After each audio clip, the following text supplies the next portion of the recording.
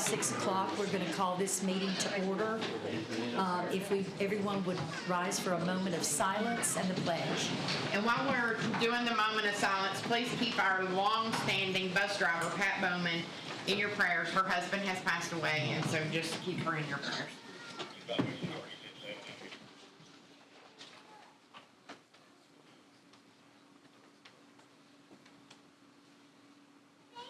Thank you. And for tonight's pledge, we have a senior from SMHS, Miss Leila Crawford. I pledge allegiance to the flag of the United States of America and to the republic for which it stands, one nation, under God, indivisible, with liberty and justice for all. Thank you. Thank you. Thank you. Thank you.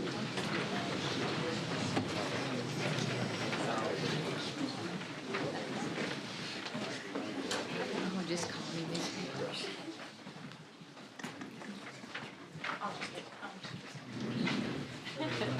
I miss her.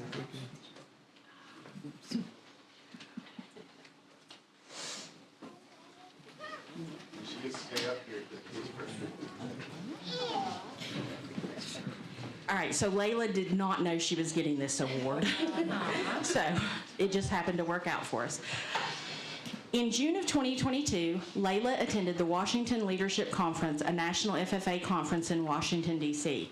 While at WLC, Layla was tasked to create a plan that she could implement into her community that would allow it to grow. Layla decided she wanted her plan to be agricultural and educational, but didn't have an exact plan when leaving the conference. Last summer, Layla was placed among the top 35 agriculture students in the state and was given the opportunity to attend Governor's School for Agricultural Sciences. At Governor's School, Layla learned about parts of the agriculture industry that she had not been exposed to before. After her time at Governor's School, she knew it was time to start working on her plan from the previous summer's conference.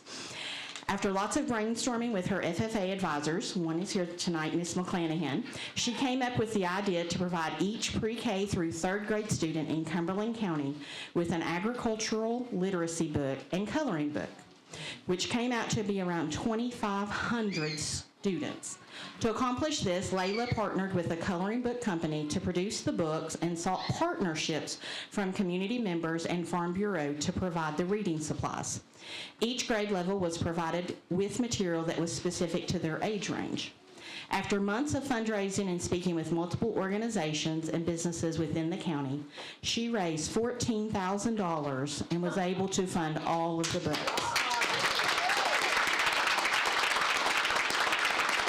It funded all the books for all of our schools as well as CAC. Layla even had the opportunity to meet with U.S. Congressman John Rose to talk about the project and gain his support.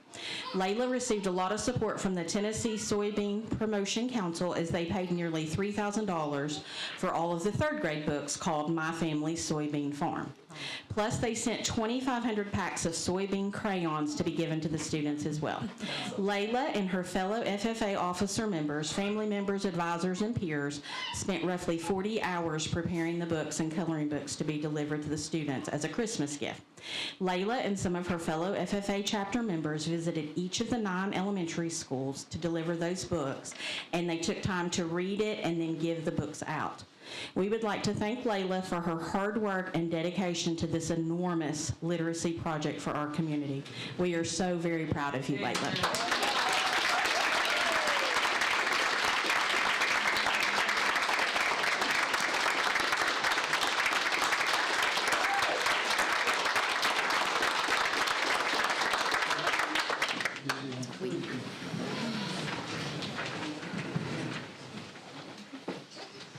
All right, so Kids First Award awarded to Leila Crawford for exceptional selfless service to the kids of Cumberland County Schools. Thank you for your continued support and love for our kiddos. Thank you so much.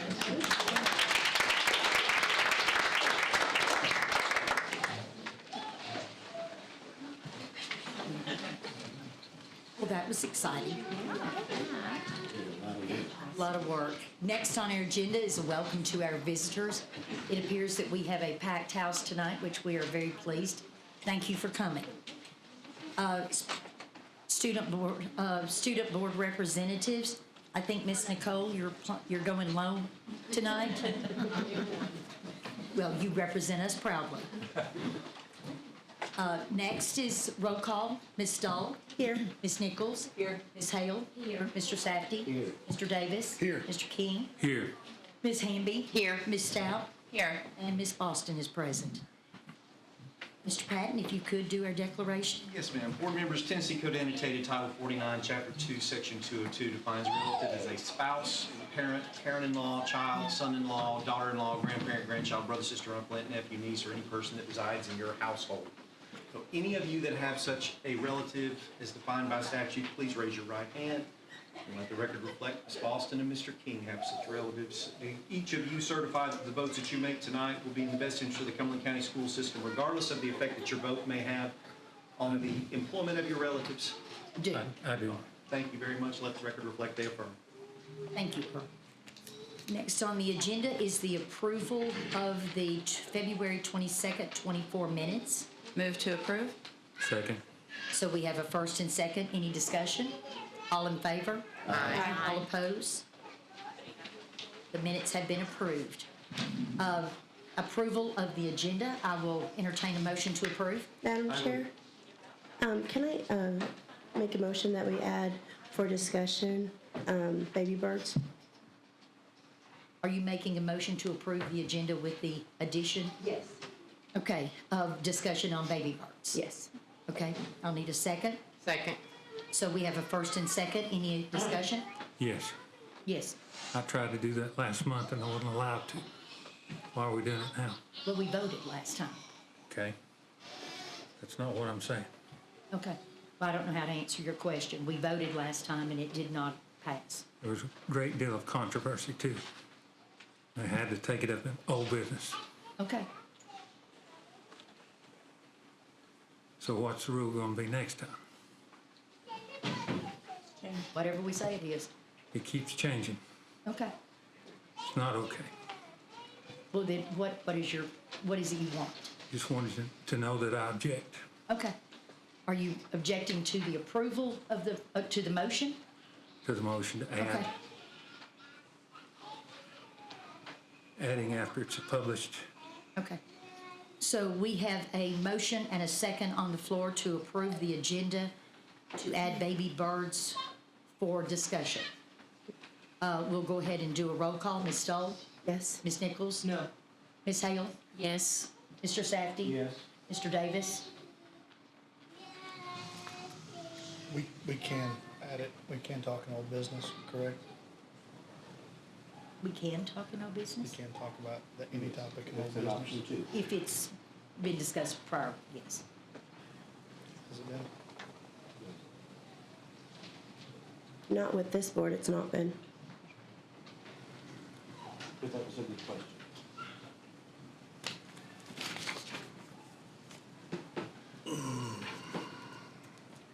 No. Mr. King? No. Ms. Hamby? Yes. Ms. Stout? No. And Ms. Boston votes yes. Motion passes. Where would you like to add that? I don't have a preference on where.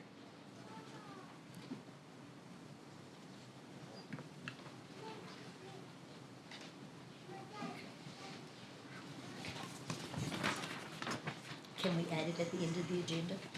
That's fine. Okay. Right before old business, we'll do baby birds.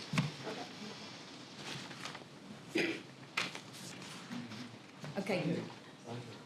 Yes, sir. I would like to pull 21A under consent agenda, the CCHS overnight trip request, and make it a separate item. I think you can do that when we get to the consent agenda. Okay, Is that okay? that's fine with me. Acknowledgement of elected officials. I think Ms. Mull is our county commissioner, and she is present. Thank you for being with us. Next is on our agenda is the community comments. Since we have 5 pages of community comments, and are you going to keep the time on I'll that? keep the time. Okay. I have asked Baby Birds to designate 2 speakers. If you'll tell me who's coming first and what your name is.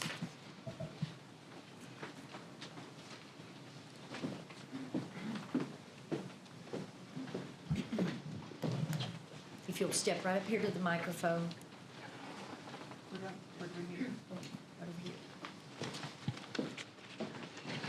And if you'll state your name, address, and the topic of your discussion. And you are limited to 3 minutes. Russ Owen, 18 Harold Lane, 38558, zip code for Crossville. We ready? Okay, my daughter Belle started attending Baby Birds 2 days a week about 6 months ago. At the time she started, her vocabulary was very limited and she was behind in motor skills. Since she has been going there, her vocabulary has grown exponentially. After about 2 weeks, the teacher started to notice that Belle was starting to become more social and play with the other kids. Every day at drop-off, the teacher would ask what I want Belle to work on for the day, and every pickup, I receive a summary of areas where they think Belle is making progress, as well as any concerns about areas Belle may need additional help. Belle has been tested several times, and each time she comes back as borderline autistic. Even before receiving the news about Baby Birds closing, we have both looked into additional ideas for daycare, as well as asking her teachers at Baby Birds any recommendations for childcare the day she isn't there. Both searches resulted in no good leads. All daycare options that we found wanted Belle to be able to settle herself down for nap time, as well as stay still for story time. Neither of these are tasks that Belle's able to do.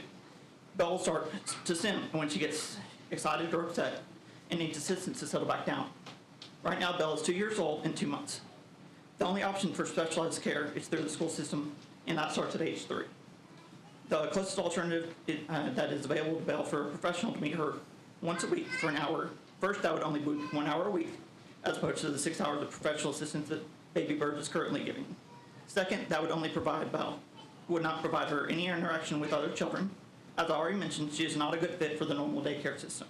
My question to the board is, knowing that there are no other options available for children under 3 for social interaction in professionally supervised areas, what options are they planning to propose if they are taking away Baby Birds? Thank you. Thank you. And I have a petition. I only have one We copy. did a petition. Only one copy of the signature, but there's 411 in half of them. There was 411 at 4:30 this afternoon. And I have one copy. Signatures? Signatures saying that they want to keep Baby Birds. And I have a copy of the petition for everyone to read. Okay. Thank you. Thank you very much. Thank you. And the petition was started on Monday to give you an idea of the time frame. And I believe there's going to be a second group. I'm just. There is a second person that we have designated to speak for Baby Birds. If you would come forward, please, and just give me your name. Emily Nichols. Emily Nichols.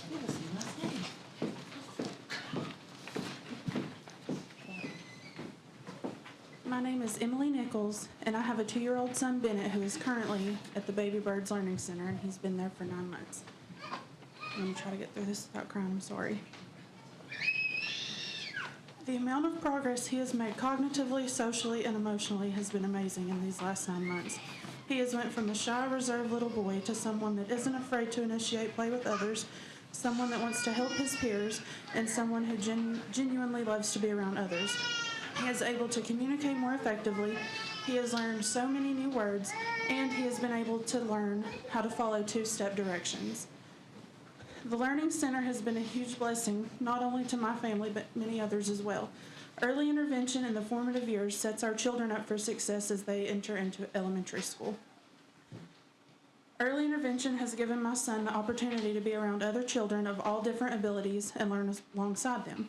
He has learned vital social and emotional skills that I believe he would not have learned anywhere else because we do not have him in a normal daycare setting. I hope the decision to not renew this contract, was not taken lightly, as the impact of closing Baby Birds will greatly devastate this community. It will not just affect the children currently enrolled, but also those who will need these services in the future. We are severely lacking resources for our children, that need this type of intervention. As an example, Bennett has been on a referral list for speech therapy for almost as long as he has been at Baby Birds, with no thought of that happening. Because of this, the staff at Baby Birds have been exceptional at helping him with his speech and communication skills. Another example of the lack of resources is when my daughter was 3, she was also with the TEIS program and was approved to go to Baby Birds, but at that time there were no open seats for her. To my knowledge, the next closest place with the Baby Birds program is Cookeville, and it isn't feasible for every family to be able to make that drive. If it was not for Whitney, Tiffany, Amy, Valerie, and Allie, Bennett would absolutely not have made the progress and be where he is today. Thank you. Thank you. Now, if I do not call your name and you were here to speak on Baby Birds, I'm just going to bypass it because you've had 2 representatives, and I appreciate that. Next is a Billy Todd.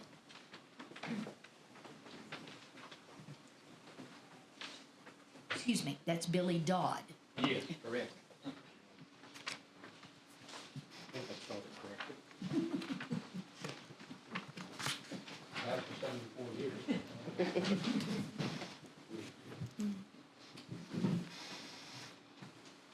My name's Billy Dodd, Breckenridge Drive, Crossville, 38572.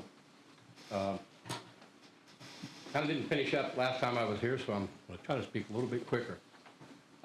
I get most of my information out of the paper, but I get a lot of the white space that's in between the lines, like what was left out and why. And reading the paper, the state's going to be coming up with their adequate growth as to how kids advance, and it's subjective. Seems like the formula is going to keep changing from year to year, so it's impossible to fail. Okay? Sometimes kids need to repeat a grade, okay? And that's where their growth experience comes in. They're not ready to go on to the 4th grade or the 6th to the 7th. Maybe they need adequate growth to be able to move on. They will make new friends, they won't lose their old friends, and life will go on. Okay? When a kid gets frustrated because he's just keep getting passed on and passed on, that's when a kid's going to give up. And then you've lost them at that point. So it doesn't hurt to stay behind. Staffing and school bus drivers, we'll get to that one in a little bit. Oak Ridge paper from a couple weeks ago. They're facing the same thing right now that they did last year. 3rd and 4th graders might not go on because they won't pass the assessment test. I'd say the same thing is going to happen here in Cumberland County. Now, in Cumberland County, there was only 9 kids that were held back at the parents' request last year. Not a single kid failed administratively. That's insane. Kids are meant to fail. That's how they learn. Okay? The lady that raised the $14,000, Leah, 2 thumbs up to her. Okay? She obviously paid attention in school, and she's made something of her life. The other thing is school bus drivers. From being a school bus driver in the 60s when I was 17 and 18, when I retired up in New Hampshire, and down here, okay, you guys don't pay school bus drivers enough. Okay? They're also compensated at different rates. In every break room, there's an EEO poster, okay? And you compensate drivers at different rates. I had my own insurance policy. I didn't need the state. I mean, school insurance. And if I didn't take it, somebody else was getting paid for it and making more money for doing the same thing that I was doing, okay? You got an EEO complaint looking you in the face, okay? You need to address the pay and pay everybody equal. Mrs. Rimmer, the last thing I'll know, Mrs. Rimmer down at the Phoenix, when you have your beginning school year meetings, you ought to have her come in. You ought to have her come in and give teacher 101. She doesn't put up with any crap, okay? 8 seconds over. Thank you. You're welcome. Thank you. Thank you. Thank you. Chris Goddard.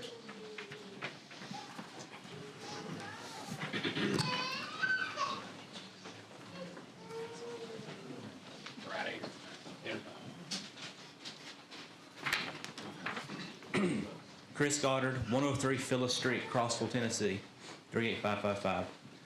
Good evening, board members and Director Stepp. A couple things I have on my paper here. Does the board know what was back in January, the Martin Intruder's backpack? I was told by a citizen in attendance that they asked the police and they were told, but why no word from the Board of Education? If it's not a safety concern, then let parents know what was going on. They deserve to know, and please provide them an update. Number two, who made the decisions to not reapply for the grant for baby birds? Families and TEIS workers who I've spoken with and who I know personally had no notice and could not make any plans. This affects 30 some odd families or more in Cumberland County. I was one of those at one time.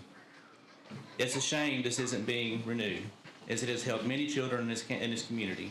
The children that attend baby birds need every resource available. In-home services can't complete the socialization these children are receiving at baby birds. Since that grant isn't being renewed, are you looking at other ways for intervention or programs for our most vulnerable children? Director Stepp, the lack of notice to parents and baby birds and to TIS is appalling. I've been approached by TIS workers who reported they would have appreciated some notice, but they did not receive it. I hope you and the board develop a way to apply for this grant again. There seems to be a communication problem with children, parents, and teachers being not on the receiving end of communication. And lastly, as I've asked for 4 solid months now, Monday night the county commission voted to oppose the voucher program. What is going to be this Board of Education? Are you going to stand up for public education and vote against the voucher program? Thank you. Thank you. Thank you. Candy Newsom.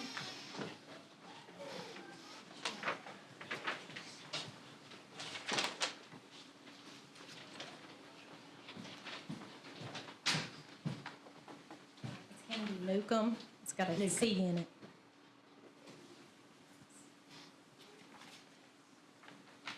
So my daughter is at Homestead Elementary School. She's in 5th grade. And on July 2022, I came out here and spoke to everyone. I talked for about 15 minutes at a school board meeting to ask about getting a tall fence around Homestead School, mainly the playground areas. And I spoke about school safety in general. You all agreed that it was very important and it was needed. And you told me that it was going to go before, you also thanked me for bringing it to your attention. And you told me it was going to go to the budget committee and then on to the construction committee. But nothing's been done. There's no new fence around Homestead School that's a decent size. So now my daughter has moved up to 5th grade, 5th through 8th graders play on a playground that borders Highway 68, and it also borders Rector Lane. And the Rector Lane side, the fence is only about 4 feet tall. So for children playing soccer and football, they have to play right up against the 4 foot tall fence. And so as you can imagine, while they're playing, balls go over that fence, okay? And on February 8th, a ball went over the fence, and the rule is that you have to get permission from the teacher to crawl over the fence to retrieve your ball. So 2 boys asked for permission.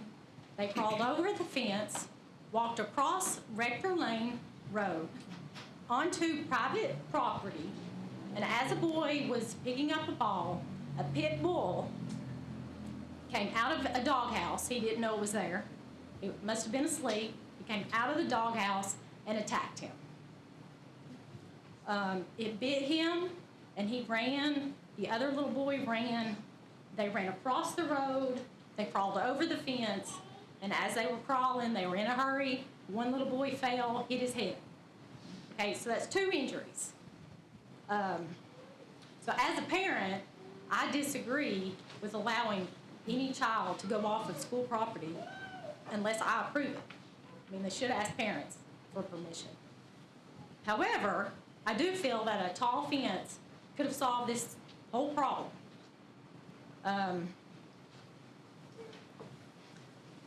Fortunately, it was not a serious incident. It was not a serious incident. Is that over? 15 more seconds. 15 more seconds.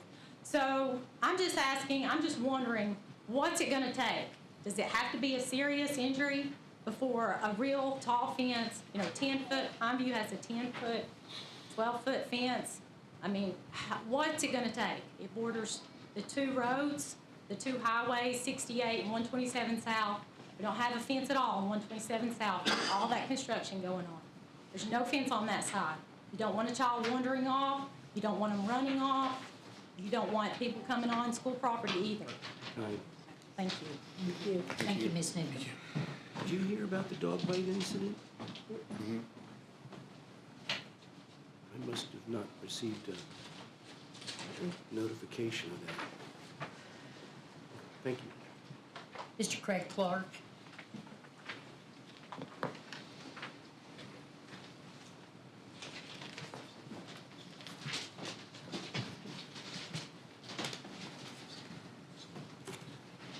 Craig Clark, 2266 Highway 68, and that's District 3. The past is the best predictor of the future. Last year, the Budget Committee delayed meeting and stalled work on budget preparation until after the deadline for submission to the budget to the County Commission. This tactic created an emergency situation that precluded the public and most of the board members from engaging in the budget development process. This also allowed for alteration of records used to determine costs for maintenance. We also saw this crafted emergency used to advance a hidden funding agenda at the expense of critical maintenance needs. Now we see this happening again. The Budget Committee is not meeting on the day designated for the committees to meet, which provided the most board members and the most public to attend. Do not allow poor planning by the Budget Committee to create an emergency by this board. Demand timely Budget Committee meetings, allow them to be open to the public and the entire board. Deliver an effective budget within the time allowed and provided. And this is not something that the board cannot do. The whole board can hold the chair accountable, and they can force that committee to be timely on the deliberations and public so that it is available to everybody. And the budget is the county's budget, and it is the responsibility to disseminate that information in front of the people that are the taxpayers of the county that develop the money for the budget. Thank you. Mr. Stitt, was there a delay in the budget last year? Was there anything that you did not approve on the budget?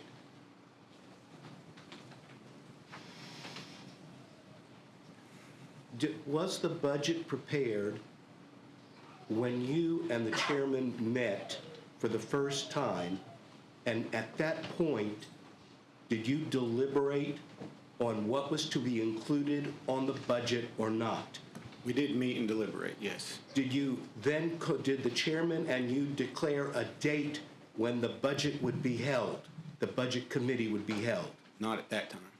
What? Not at that time. At what time did that happen? Because this board is being accused of irresponsible behavior, and to me, it looks like that irresponsible behavior is not on the head of the Board of Education or the chairperson, but a result of the Tennessee legislature providing the money that we were to have.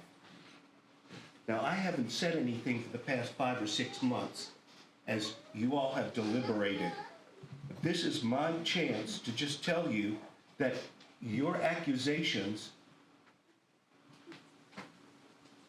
do not correspond with the facts that took place at that point. In fact, the comment was made that the chairman of the board hijacked the budget committee meeting. They hijacked, actually, it was to hijack the budget. That is not what happened at all. There is a working relationship that the director of school has with the chairman, and they both determine when the meetings will be held and how they will be held. Now, the other issue is the agenda and the approval of the minutes. That's a separate issue, and I won't address that here. But I will not stand as an individual board member, since I am part of the board, to hear the public make accusations that there was irresponsibility.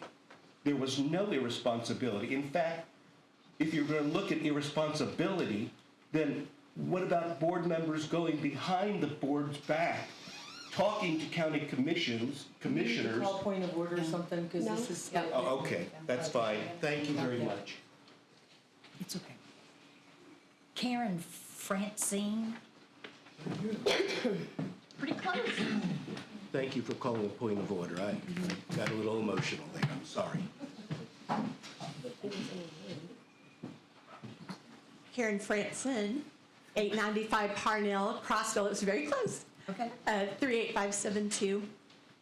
6 decades plus a year ago this fall in Houston, a new client brought in her fox terrier for a checkup.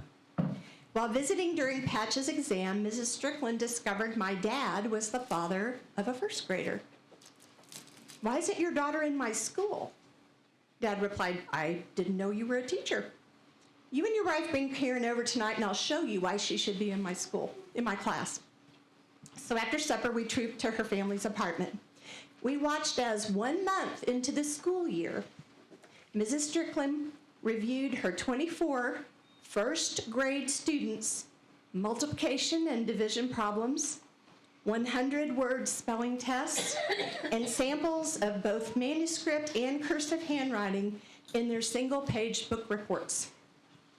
I was enrolled the next day. This is one of my books, McGuffey's Primer. Children rise to expectations. I'm living proof of that. Mrs. Strickland is why I became a teacher. Teachers want to make a lasting difference in each student's life. Now, collectively, how many districts do you all represent? 9, right? So for ease, let's divide the board into thirds. 1, Ms. Stahl, 2, 3, 4, Ms. Hale, 5, 6, 7, Ms. Hamby. In this illustration, you're the special ones. Now, the rest of you failed. Just as 2/3 of our students fail performance standards per the 21-22 data. How does that make you feel? What do you think? The good news, the 23 proficiency rate is trending up from 30.1 to 36.4, a 6-point improvement, but well short of the BOE's mission statement touting excellence. True, we're about average for the state, but our state is in the bottom third of the country. Answers are complex, difficult. Viable answers demand courage. It seems to me much school time grapples with issues beyond the fundamentals. Support our director of schools, staff, teachers, legislature, parents in their quest to educate. Follow Mrs. Strickland's lead. Emphasize the classic 3 R's, reading, writing, and arithmetic, and lead students to become productive citizens of our county, state, and country, and to achieve successful lives. Thank you. Thank you. Jason Futrell. Jason's topic of discussion is everything. It's going to touch a little bit of everything, yes. Okay. That's what you wrote down. Yeah. I'm going to touch on stuff. You talked about education policy.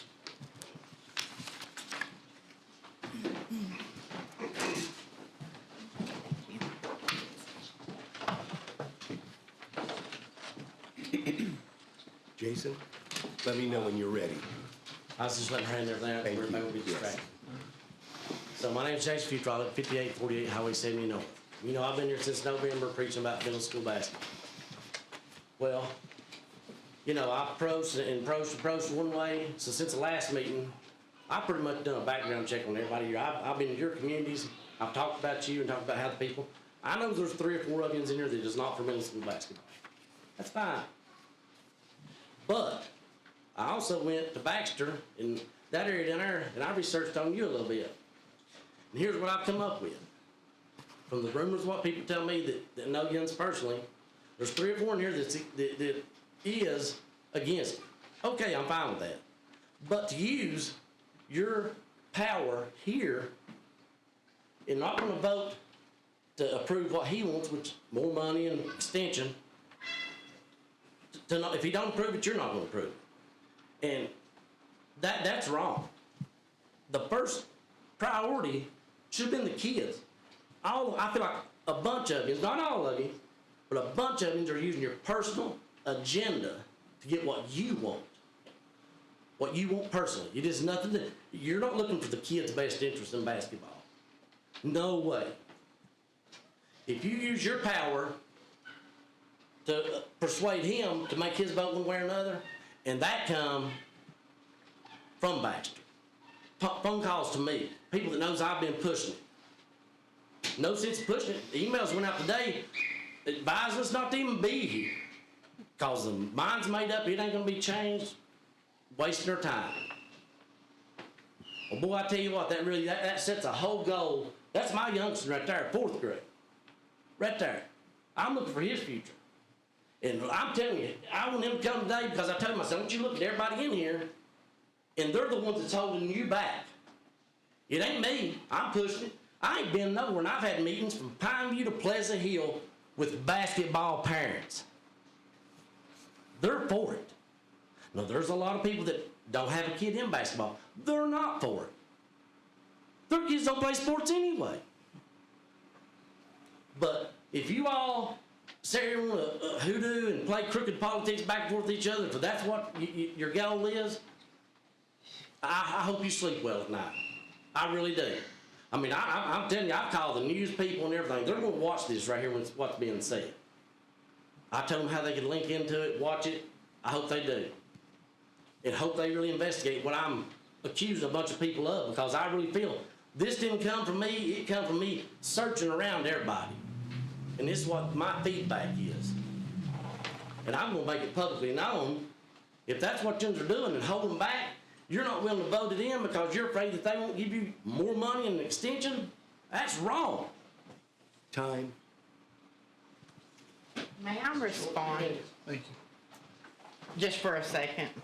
Yes, I just want to make it very clear that the board voted on whether or not to do TMSSA, but we have not voted on what was talked about last time. The board has not had any say in that.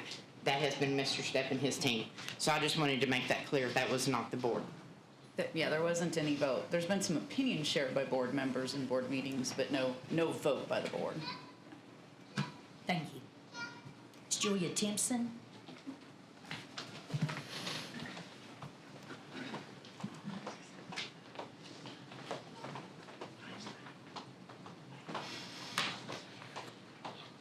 Julia Timpson, 6960 South York Highway, Clark Range, Tennessee, but the majority of the time I live at North Cumberland Elementary. Last board meeting, I talked to you about this survey, and I just brought you a copy of all the responses because several of you have told me that you would like to see a copy of it, and I want to give you a little bit of homework. This lovely lady said that she was a teacher. I am still a teacher, and I'm going to give you some homework. I really want you to read these surveys, the replies, and then I want you to get out to your schools that you represent and talk to these teachers and find out what it is. What is it that makes you tick? What is it that makes you want to leave the profession? What is it that makes your day hard? There are some things you'll be able to fix and some things you will not. That's life, right? But I just need for you to just get out there and just meet people. I don't mean going in with an agenda or Teachers, they don't need it, they just need to see a smiling face come in. When Miss Hale comes to our school, because she worked with us for a long time, we're all thrilled to see her, especially when she brings king cake, which she did not do this year. But we're very excited. When Miss Hamby gets to come, we love it. When Miss Nichols came last year to our Genius Hour projects, and we're going to invite her again this year, we love to see you in our schools, not so we can give you a laundry list of complaints, but just so you can see what we do every day, and so that we can work together and have a working relationship. So I'm just going to give you the copy of this. I promise it is pretty long. It's about 67 pages front and back. So happy reading. I'll be on spring break, so you can take it to the beach if you like. Officially this afternoon. Yes, ma'am. Spin to the board meeting. Thank you. Thank you. You're welcome.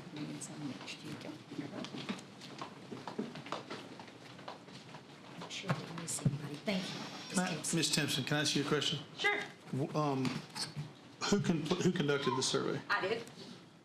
On behalf of, CCEA, Cumberland County Education Association. okay. Thank you. Yes, sir. Were you here, Mr. Davis? I'm sorry. Were you here when I gave the backstory to that? Yeah, I was. Okay. There's been so many surveys, I just want to make sure what I'm looking at This one's from is me. Yep. the same one. Is this something we do annually? Or your group does annually? We do various surveys annually. This is the first time I've done this particular one, but we have asked. So with this idea of collecting data, what would be the intent of, how would you use it? I use it to give it to you so that you see that some of our teachers are frustrated. What they're frustrated about, they won't come just tell you. This gives you an idea. It's an anonymous thing. I don't know who filled it out. I don't know who said what.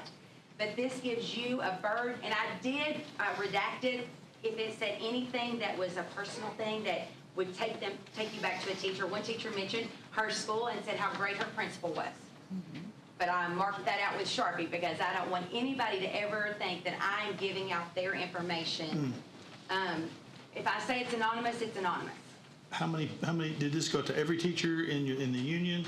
It went to every teacher in the county. And how many people responded? 134, and some you did not receive because they were so personal that I would have had to redact the entire answer. So the percentage was? It goes and shredded them. 134 thought to complete it, and how many did not? I believe, Ms. Bray, 530-something teachers. Classroom teachers. So 20% did? Right. And some people are just afraid to fill out a survey. They're afraid it really won't be anonymous. Gotcha. Okay, thank you. Mm-hmm. Did you have something?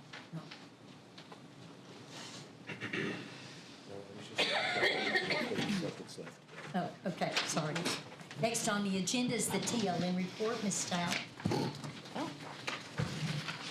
Moving on from comments. Okay. Let me grab my report here.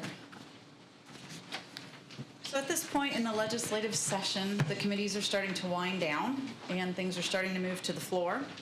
As I do at every board meeting, I try to bring some forward that I think, there's a bunch of bills out there that have to do with education, but I try to bring the ones forward that are going to impact our district and policy or procedures. And I'm bringing some forward tonight in order of still working through committees, ones that are almost there, almost to the point of the floor of getting votes or getting in, and then also bills that have passed. I want to start with the Education Freedom Scholarship bills, as it's titled. The House bill passed the Government Operations Committee this week and is moving to the House Finance Ways and Means Committee. The Senate bill also passed the Senate Education Subcommittee and is moving to the Senate Finance Ways and Means Committee.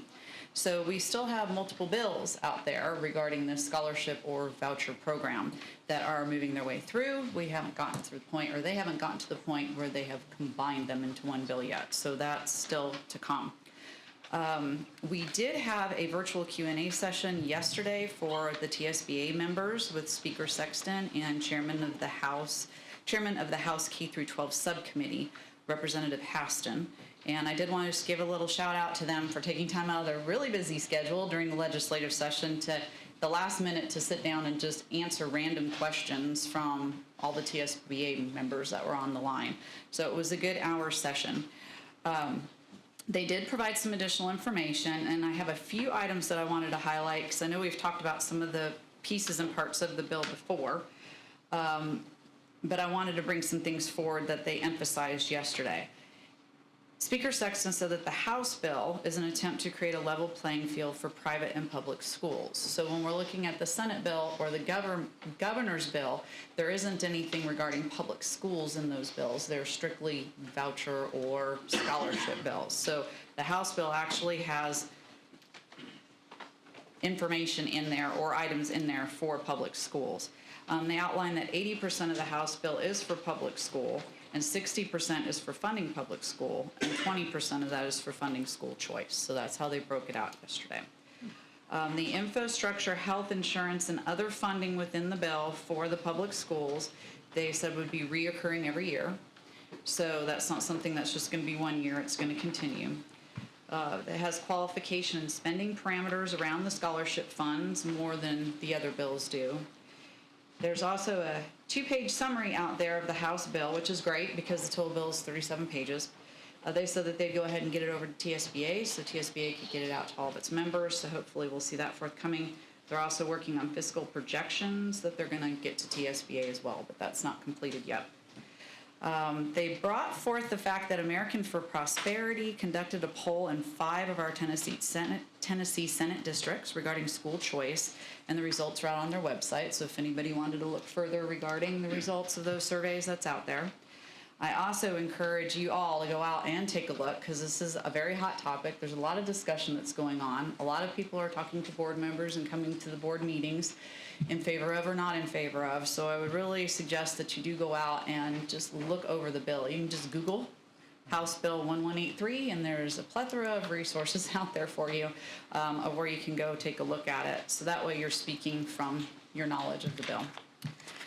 Okay, moving on to the next bill, Joint Bill 841, which proposes an amendment to Article 11, Section 5 of the Constitution of Tennessee to authorize local education agencies to approve lotteries conducted by nonprofit school support organizations, provided that the net proceeds of the lottery revenues are allocated to the local education agency to be used for educational or extracurricular purposes. This is a TSBA-supported legislation. It's passed through the committees, and it's now on the Senate Finance, Ways, and Means Subcommittee for 327. So that's on its way. So we might have some leeway there with doing our lotteries for school funds. So that's great. Bills that are almost there are HB 1605 prohibits LEAs and public charter schools from displaying in public school flags other than the official United States flag and the official Tennessee state flag. An amendment was added to address the issue of a type of flag which might need to be temporarily used as part of a lesson plan included in a bona fide course curriculum. That's passed on the House floor. It's passed through Senate committees. It's been referred to the Senate Calendar Committee to be scheduled for a final vote on the Senate floor. So that might be something we need to keep our eye on for policy. House Bill 2882 requires, beginning with the 24-25 school year, that each LEA and public charter school to provide students with age-appropriate and grade-appropriate instruction on firearm safety. It's passed on the House floor and through the Senate committees. It's been referred to the Senate Calendar Committee to be scheduled for a final vote on the Senate floor. So we'll have to possibly be prepared for that for next school year. And then a couple bills that have passed. House Bill 2058 requires that the State Board of Education, in collaboration with the Department of Education, to identify math courses that may be substituted for Algebra 2 for purposes of satisfying high school graduation requirements, and to submit a report to the education committees by October 15th of this year. It passed on both floors and has been signed by both the speakers and the governors. So we should be getting some alternate options for the algebra problems that we ran into last year. And then House Bill 1630, which is the AI bill that I previously mentioned. The bill mandates that all state universities, K-12 public and charter schools, adopt a policy for the use of AI by students, teachers, and staff for instructional and assignment purposes. It passed on both floors and has been signed by the speakers and governor. The effective date is It has passed 3/11 of '24, so that's something that's in place already, so we'll have to be working with TSBA on our policy for that. I'm sure they'll send us that soon, so. And that concludes my report for the month. Thank you. You're welcome. Thank you. Next on the agenda is the legal report. Mr. Batten? There's been no meaningful update on any of your pending litigation. I'll ask Mr. Stepp, have you received any updates on the Jewel litigation at all? I have not. It's the last document you said I needed to sign. Right. So hopefully next month we'll have an update as far as that goes. I suspect you will. I have received a couple of messages from you concerning the request of Mr. Hill on the Genesis Road property. My plan is to prepare a memorandum for you, and the board can decide if they want to put that on next month's agenda. Okay. We had a lawsuit going at Pleasant Hill. Her attorney had withdrawn. Any news on that? The attorney did withdraw, but there has been no update as far as whether the plaintiff has retained a different attorney or not. I've not heard from Mr. Williams in that regard. Did the court give her just the standard 30 days? I think they provided 45 days. 45 days. That's my recollection, yes, ma'am. Okay, thank you. Next on the agenda is the director's report. Mr. Stepp? All right, some great things going on in Cumberland County. School nutrition, Cumberland County was recognized across the state of Tennessee on Monday, March 18th in the TDOE School Nutrition Newsletter for several activities, including Stone Elementary's Cafe's Dr. Seuss Reading Day celebration on March 4th, North Cumberland Cafe's Perfect Health Inspection, way to go.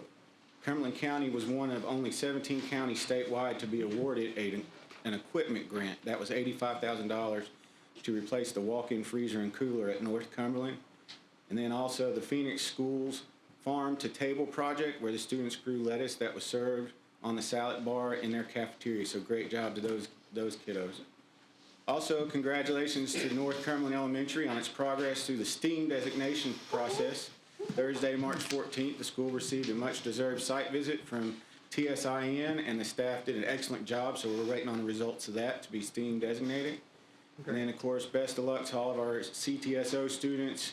That's our college career technical education students who are competing in the next few weeks. We got FCCLA and FFA in Gatlinburg, FBLA, HOSA, and Skills USA in Chattanooga. And also, we just finished our last round of benchmark testing. It was completed March 13 through 15.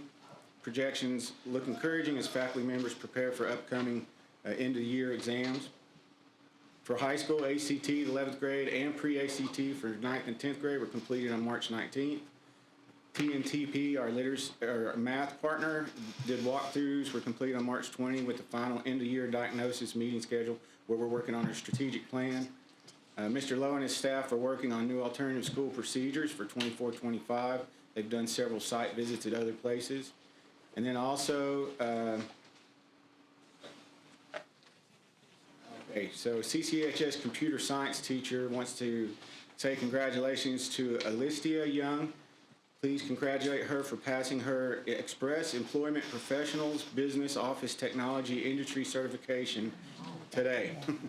She worked hard to prepare for the exam. In computing, fundamentals, Microsoft applications, business and web ethics, and workplace technology. Even with our snowcation, she completed everything 5 weeks ahead of time.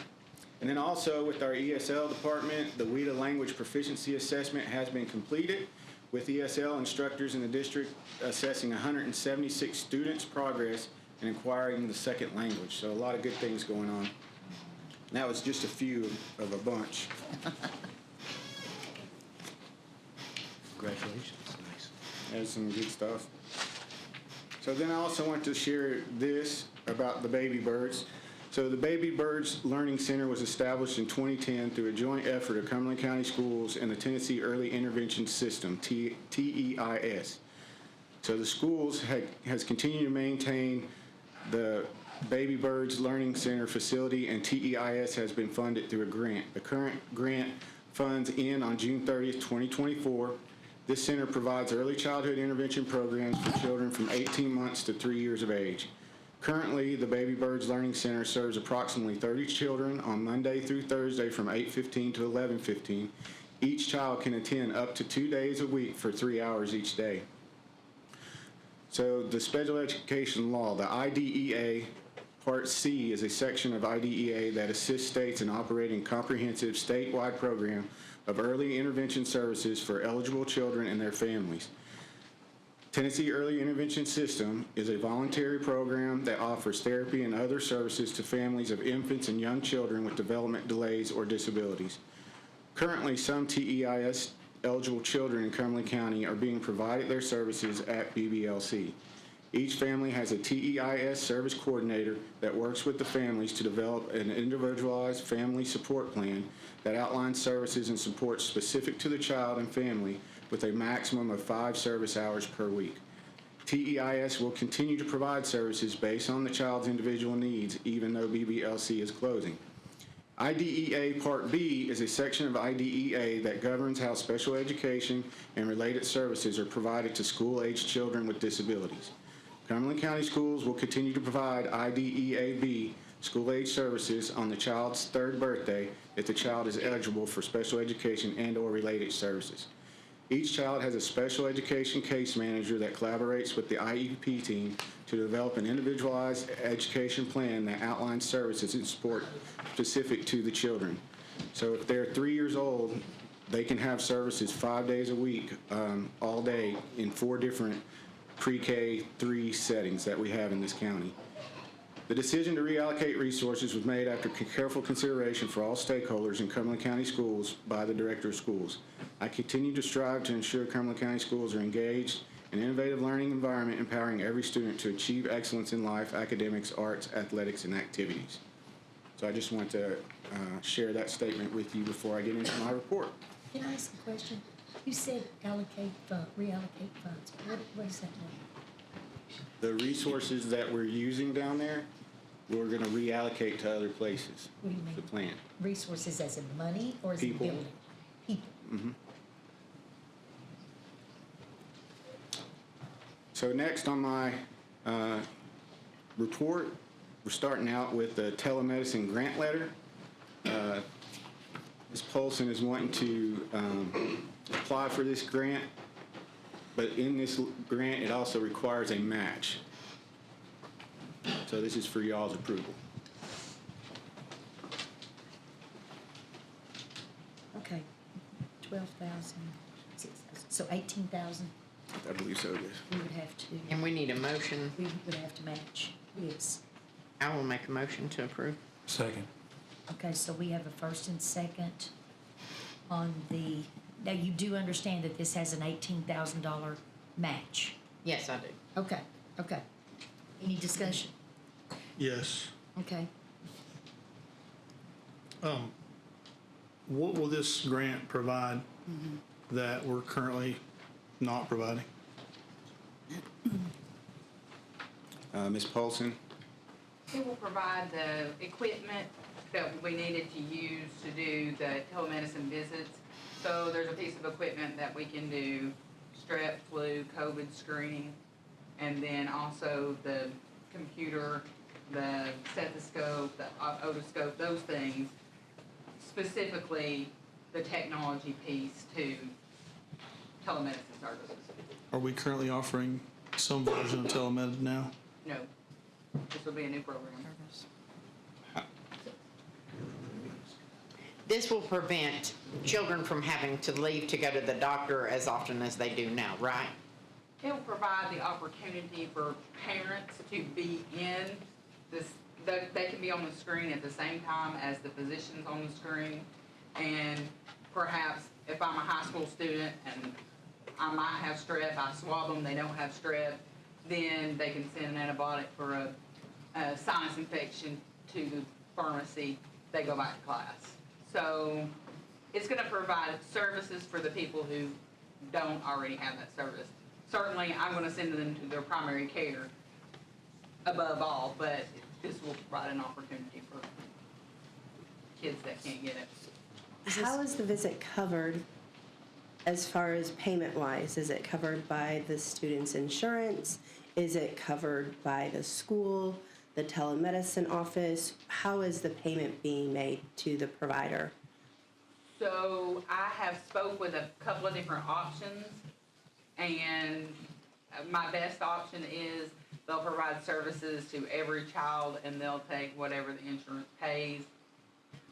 And if we have somebody that does not have insurance, then they'll work that out with the family. So will a parent have to be present for the visit, meaning in person or on, with video? Online with video, they can, like, you can be on the same call as the physician at the same time with the student in the room. But is that a requirement as well? Or is it just the student in there with the physician?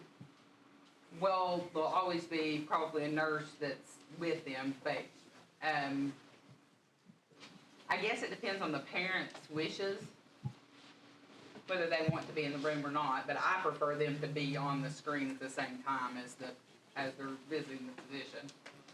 So, Marcia, it would never be done without a parent's permission? No, Never. absolutely not, never. Because some of these other areas are using this for some really... Yeah, no. And I just want to do urgent care. I'm not talking about, at this point in time, nothing above like an urgent care visit. I have a cold, I have sinus infection, something like that. So, just to give opportunity for the kids that their parents Doesn't it say it's for urgent care? Yeah, that's what she just said. You said it's not for urgent care, or it is? Just for urgent care, not for extended care or chronic. That'd be something that they would need their primary care to do. How would the school nurses be involved in this program? What would their role be in this? They would be, the physician would tell me where we need to place the stethoscope or where I need to put, what area of the body they need assessment. So if there's a rash, what they want to look at. So essentially, I'd just be doing whatever the physician asked me, like I would in the office. Okay. Is this gonna put extra work on the nurses? I don't, not really. So let me ask you. Yes, at first, but I think once they get used to it, they're gonna really like it. The places I have visited and have talked to that are already doing telemedicine say they love it. That it does take a minute or two, but once they learn what the doctor wants, they're ready. Will this provide equipment at all the schools or just certain locations? This grant would provide enough for all the schools, I'm hoping. Nurse Paulson, have you talked to the nurses to see if they would like to have this equipment? I have 2 that are ready to go today if I had the equipment. Thank you. For sure. The rest of them would be like me. You teach me and then I'll be ready to go. Okay. None of them have been opposed to it. Tell me a little bit about the types of lab tests that you would be, or your nurses would be conducting in the nursing station. Like a flu swab, strep screen, and COVID swab.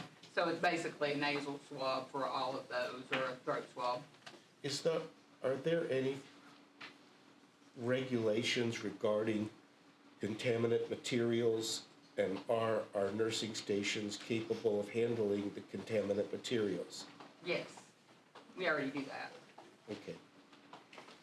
Do you foresee it, like, some of our schools have, 600-700 kids. Do you foresee it overworking our nurses, or in the long run helping them? I think it's gonna help the students that need help, because we have a lot of parents who want to take their student to their own primary care physician, and that's what they should do. But the ones that don't have that opportunity or can't leave work to do that, but they can take a 10-minute break to, do a telemed visit, it'll give them the opportunity to get some services, hopefully, and make it equity services throughout our community. Something we always strive for. Last two questions. How many urgent care situations are we not dealing with now that we would be dealing with if we were to be able to use this equipment? I really can't tell you that because I don't know who would be, I don't know which parents are gonna be willing for the students to go to do the urgent care with, like this, rather than go to their own, to a different place. So I don't know what the opportunity is, because we've never done anything like this before. Mr. Stepp, how do we quantify the need if we don't know how many we're gonna deal with versus we weren't dealing with? Nick, are you asking like how many kids go home sick? Yeah, right, so if we're looking at. How many kids would need that? Well, I mean, like if we got urgent care situation and they're like, hey, we can't deal with urgent care here in the school, you need to go to your provider, like instead of them leaving and now they're gonna stay and get care, how many of those are we, I'm assuming that's what the point of this is. I don't know if that's the case, but that's what I'm asking. We've seen about 45,000 visits this year, and of those, let's say 39,000 have went back to class.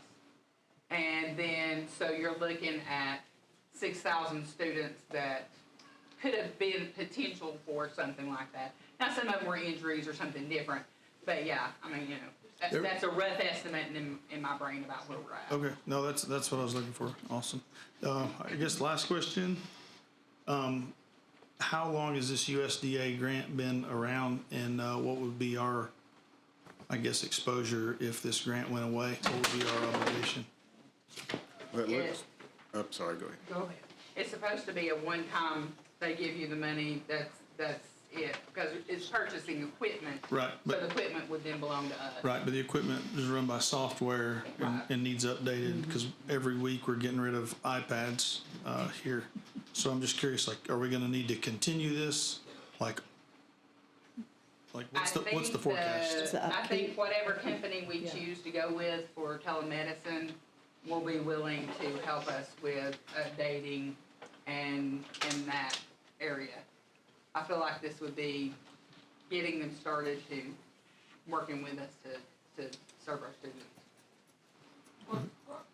So I come in, I do a swab with my telemed doctor, I have strep, and then I stay in school? If you don't have strep, you would.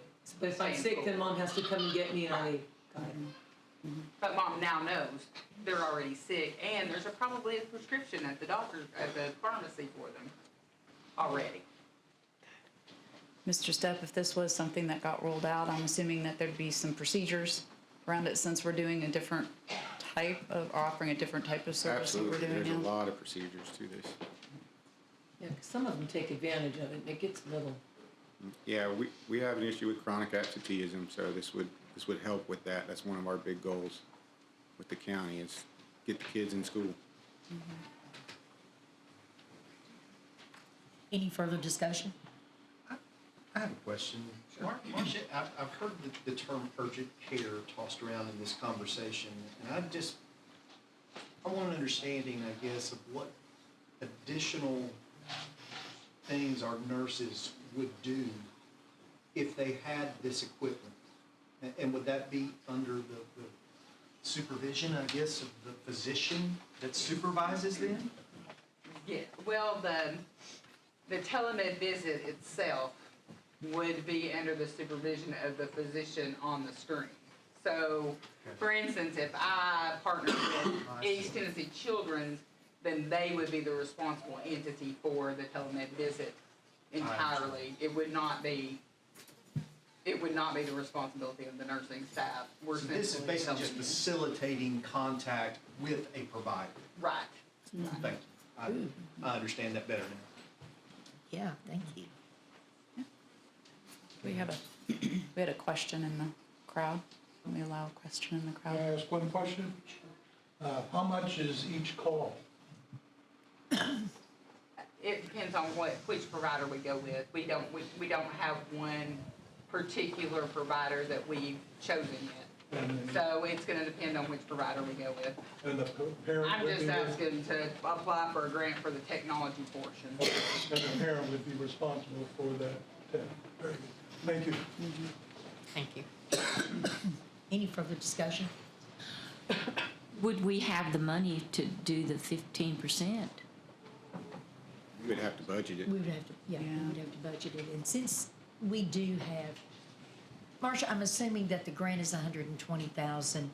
If we do a 15%, which is right at 18,000, would that be additional? So you would have 138,000? Yes. So I'm asking them for 120 and then You're asking them for 120, and you're asking, they're requesting or requiring us to do an $18,000 local match. And we So don't, that's we don't have correct. any idea of the lifespan at all on this equipment. Like, when would this cost, when might we be looking at this cost reoccurring again? We can find that out. But right now, all we're doing is okaying or not okaying for you to apply for the grant. But if you apply, when will you find out if you receive the grant? it will probably be, I'm gonna say at least August before I'll know anything. That'll come back to the board if we receive the grant for y'all to approve us to take. And Or at that turn it time, if down. we don't want to approve, we can turn it down. So this is just okaying to apply for it. Do a so. little more research in the meantime, get a little more information, be prepared to. And since it includes a local match, then I think that gives us a little bit of time, especially starting the budget season, to look at that. But if you won't know till August, then we won't know if that money's gonna be required or not. So that gives us a little bit of time. Since it does involve a local match and a percentage, I'm gonna do a roll call vote on this. Ms. Stoll? No. Ms. Nichols? Yes. Ms. Hale? Yes. Mr. Safety? Yes. Mr. Davis? Yes. Mr. Creek King? Yes. Ms. Hamby? Yes. Ms. Stout? Yes. And chairman votes yes, so motion passes. So you can apply for your grant, Ms. Olson. Next is also a request to be able to apply for the Healthy Built Environment Grant. Pleasant Hill was our only school that met the qualifications to apply for, so that's why that's the location that Ms. Polson is applying for. I make a motion, we approve. Second. So we've got a first and a second to approve. This grant is coming from Billy Loggins, not an employee. It looks like they're entertaining. Would this still come to us? He's applying on our behalf? Ms. Polson's? Yes, Healthier Tennessee wanted to apply for it, so yes, it will come to our Healthier Tennessee team, which Kathy and I are both on this team, as well as most of the health council. And so Billy Loggins happens to be the chair, so yes, he wants to apply for that grant for us. On behalf of Cumberland County, On behalf of, yes, Healthier Tennessee of Cumberland County. Pleasant Hill. Okay, okay. And there's no match. No, there's no match. Is there any discussion? Yes. Yeah. Same questions, I guess. What's the long-term expense for, I guess, the school system? So this is to be on school property? Is that right? Both the track and the possible pickleball would be on school property. Possible. Track's already there. So we're looking to add pickleball courts in Pleasant Hill On campus. With the grant. for use of who? Community and Pleasant Hill students. Do we have a lot of students playing pickleball in Pleasant Hill? We play, every PE has a curriculum that includes pickleball.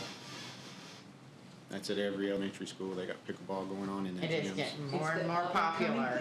Yes, it is the up and coming thing. Yeah, I'm aware. I'm just curious. That's a community partnership between Pleasant Hill School. So once it's ours, it'll be ours. It won't be a partnership. Correct. Right, so we're asking for money to build pickleball courts at one school. And why was it that Pleasant Hill was the only one that's Yeah. capable of What having pickleball qualifications courts? did they have? They were the only one that qualified for this. They're the only ones that qualify. Well, that's what I'm asking, why are they qualified? They were considered rural, the most rural area that did not have any kind of park activity area. True. And so the state developed a map, and that school was the only school in our in our county that fell in that map. Therefore, that's why we're asking for some money. Yeah, I understand that. I don't have anything against pickleball. I'm just trying to wrap my head around like what's gonna be the impact, like we're gonna have, They're gonna learn. they're gonna be healthier because they're playing pickleball. Yeah. Yes, sir. It gives them some activity, whereas a lot of our other schools have access to parks and other things, whereas Pleasant Hill does not. Yeah, they can't walk to places. Yeah. With community use on the school premises, do we have any concern about liability? That this is being built for community use? Do we have that covered? We have communities walking the track at CCHS, SMHS. Playing soccer. We're good. Most schools are community used. Yes. Soccer clubs, playgrounds. I'll make sure we're covered if we're saying, yeah, we'll take the money to put something out there for the community. So if it's outdoor, this is outdoor? If it's outdoor, anybody can just walk on property at any point, any time and play pickleball or walk the track? During non-school hours. School hours. During the school day, they can't come on the playground with kids present. So we don't have to like schedule, hey, I'm playing pickleball at 3 o'clock, or we've got a pickleball league that starts at XYZ time, and we gotta figure out whether the kids can play or the people that live there wanna play. Yeah, we work out logistics. So they do have to schedule it. We'll work out logistics if we actually build it, yeah. Gotcha, cool. I don't know exactly what those logistics would look like in Pleasant Hill, but Gotcha. Cool. Any further discussion? If not, all in favor? Aye. All opposed? Thank you. so next is the calendar committee final results for the year after next. We're always create the calendar 2 years out.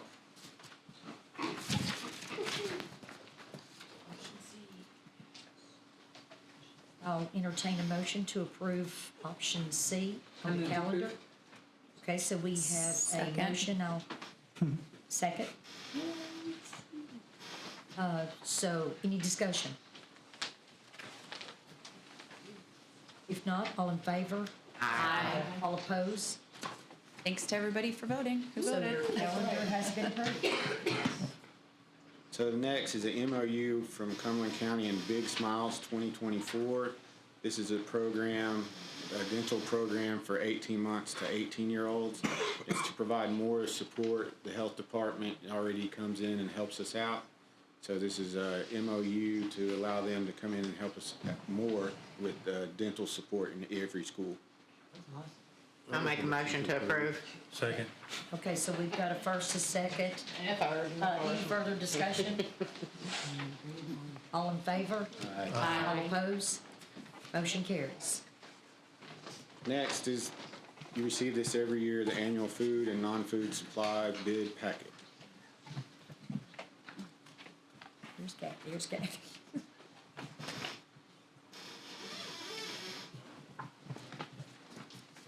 Make a motion to approve. Second. So we have a first and second to approve the bid packet. Okay, any discussion? All in favor? Aye. All opposed?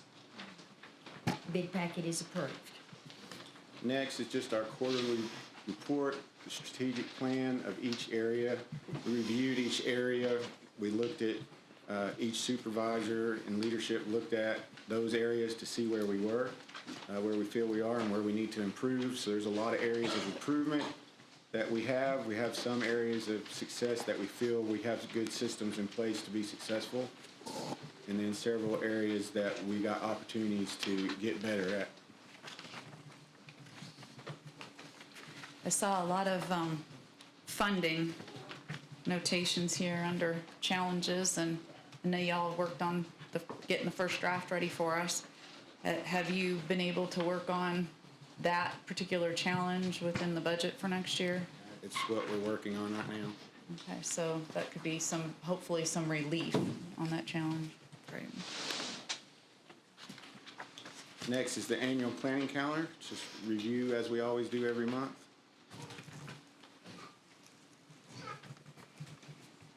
And we have our personnel reports that we review every month, nutrition and other. I had a question about the personnel. There was a new position in central office, but it didn't say what for. Miss Kendra Davenport. Am I in the right place? I'm looking. New hires non-certified, a Kendra Davenport. It said central office, 3/18/24, but there's no reason, it doesn't say what that person's doing, who they're working for or working with. There's HR, wasn't it? Oh, there it is. It's Kendra Davenport. Marsha's. Say again? Marsha Polson. Marsha's. Okay, so Miss PRN nurse. Okay, thank you, ma'am. Thank you, Ms. Henry. That's the one we talked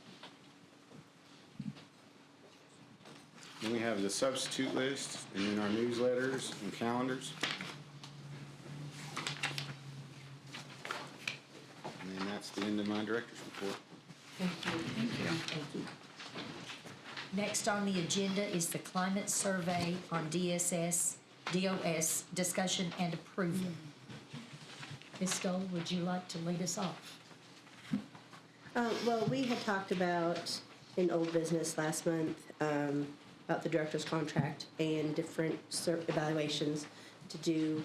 And I felt that a climate survey from the entire district would be good if we were gonna go ahead and explore the contract any further, to go ahead and add that to our discussion with that. So an additional survey on top of the direct report, principal, vice principal, and then the one that we This would do. encompass everyone in the district, so not just the principals and the supervisors, and not just the board, but everyone would. All employees, Right. teachers, maintenance, bus drivers, 'Cause they're everyone. just as important to go ahead and hear Yes, from they them as are. well.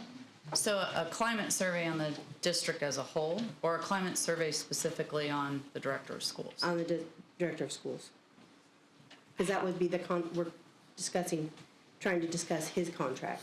So that would be what the climate survey would be for. How do you, I did withdraw my request to renegotiate contract several weeks ago. But if you were to bring it back to us, it would be nice to have this survey in place.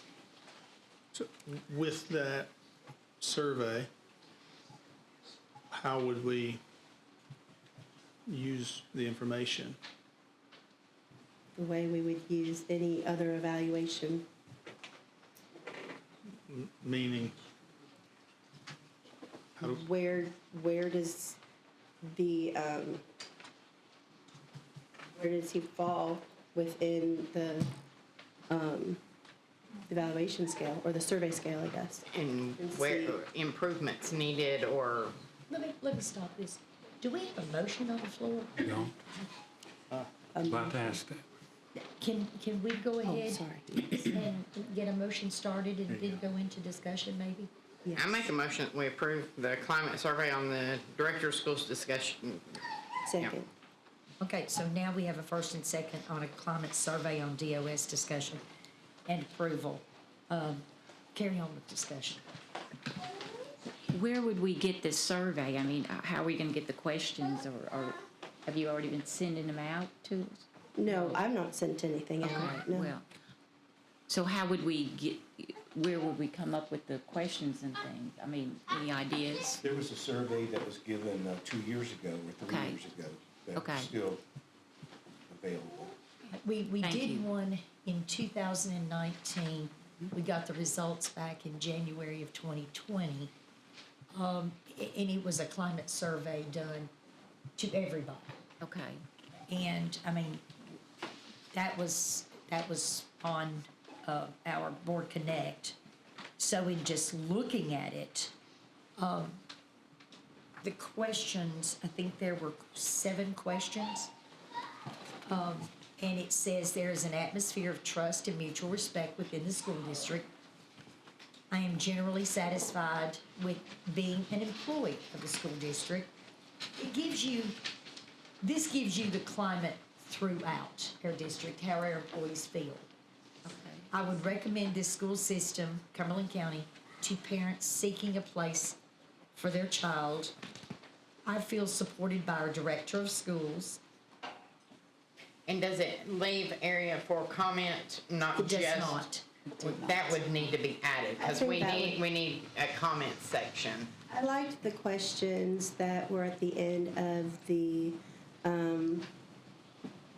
evaluation from the principals. I thought those would be good questions at the end for anyone who wanted to go Comments, ahead and yes. add comments. The other thing is that I would feel that the survey would need to be 100% anonymous, so no identified or demographic information as far as questions on there as well. Before we get into the weeds of questions and the survey, I think we need to talk about why. We talked a little bit about why and the type of information that we're trying to derive and what we're going to do with that information. So then we can determine what kind of questions need to be asked. It's very difficult to have an all school district-wide survey done answering specific questions about somebody that they don't interact with regularly or report to. That's not typical to do that. Ultimately, he's their boss, and so that's where it's There could be coming more of a climate survey if we're trying to determine areas that we're going to look at for improving within the district. Then we need to, we need to make sure that we design the questions that way. So we need to know, what are we looking for to get out of this questionnaire, out of this survey, so then we can make sure we're asking the poignant questions so we can get information that's usable in order to make improvements. It's been brought up that this 7-question survey was done back in 2019. It was also done in 2021 as well. And several of the board members that are on here now were here then. My question would be, we went through the process of doing that. We had TSBA send the survey out, collect everything, but what improvements came out of that? Other than the 2 directors that were here at the time when the surveys were done leaving, what other improvements were made in the district? What kind of information did we derive from this that improved things for our students? We need to decide what we're trying to drive with this and then go from there. Well, I think in having the survey, that kind of answers some of that already. And then the other part is his contract is going to be up the end of next year. And so to go ahead and get in front of any sort of, talk, negotiations, things like that, to have this available to us when that time comes. And also to allow all of our employees, we have the principals, assistant principals and supervisors, but it allows the rest of our employees to have a voice also and shows them that we are listening. Sure. Yeah. And so I think it's very important for us to include all employees, not just supervisory. Yeah, and I think a administrative. climate survey is a good idea, but we need to make sure, what are we trying to drive with this? What information do we want from this? And asking questions, direct questions about the director of schools from somebody who doesn't interact with them or isn't responsible for reporting to them directly, they're not going to be able to answer those questions well. What you're looking for to be able to say, this is good, this is bad, this contract, we're working with this for his contract, you're not going to get those detailed, objective information that we need contract-wise. We could do a climate survey and there could be some questions on there. He runs the district, so there could be some questions on there regarding how certain things about the district. Do they feel the district's being led in the proper direction? If we're going to do something like that, we need to have a section on the board. We need to have a section on the DOS. We need to have a section on their direct supervisor. We want it to be anonymous, I would think. Well, we need to have a direction on, it can still be anonymous. A direction on their direct supervisor. Does your direct supervisor do da-da-da-da? Do you feel you can go to your direct supervisor? Da-da-da. And then overall climate. Are we heading in the right direction? Those sort of questions. Does TSBA do that? Is that the They type of won't put, questions? they won't put the questions together for us. Right. We would have to put our We could come up questions with the together, questions, and but then they there's would a take lot care of of it. surveys out there that we can The reference. responses come back to them, they put it on a Compile 'em. scale type form, and then send it back to us. And we Now- come up with the questions that need. We come up with the questions. I think, So do Bobby, we- you were on that committee in 2019. Did y'all create the questions to send in? Yeah, we created the questions. Okay. They need to be as Yes. objective as We have a committee that possible. can do that. So what did we do with it once y'all got that back? Like, how did that information impact Well, your? it told us, and what, I don't know what you mean, what did you do with that information? But it told us how our, because we sit here, Yep. okay? Central office operates, each school operates. It tells us how each individual school, and they all got input on, this is what I think, the question, there's an atmosphere of trust and mutual respect. The results there were 15% strongly agree, 41% agree, 29% disagree, and 12% strongly disagreed.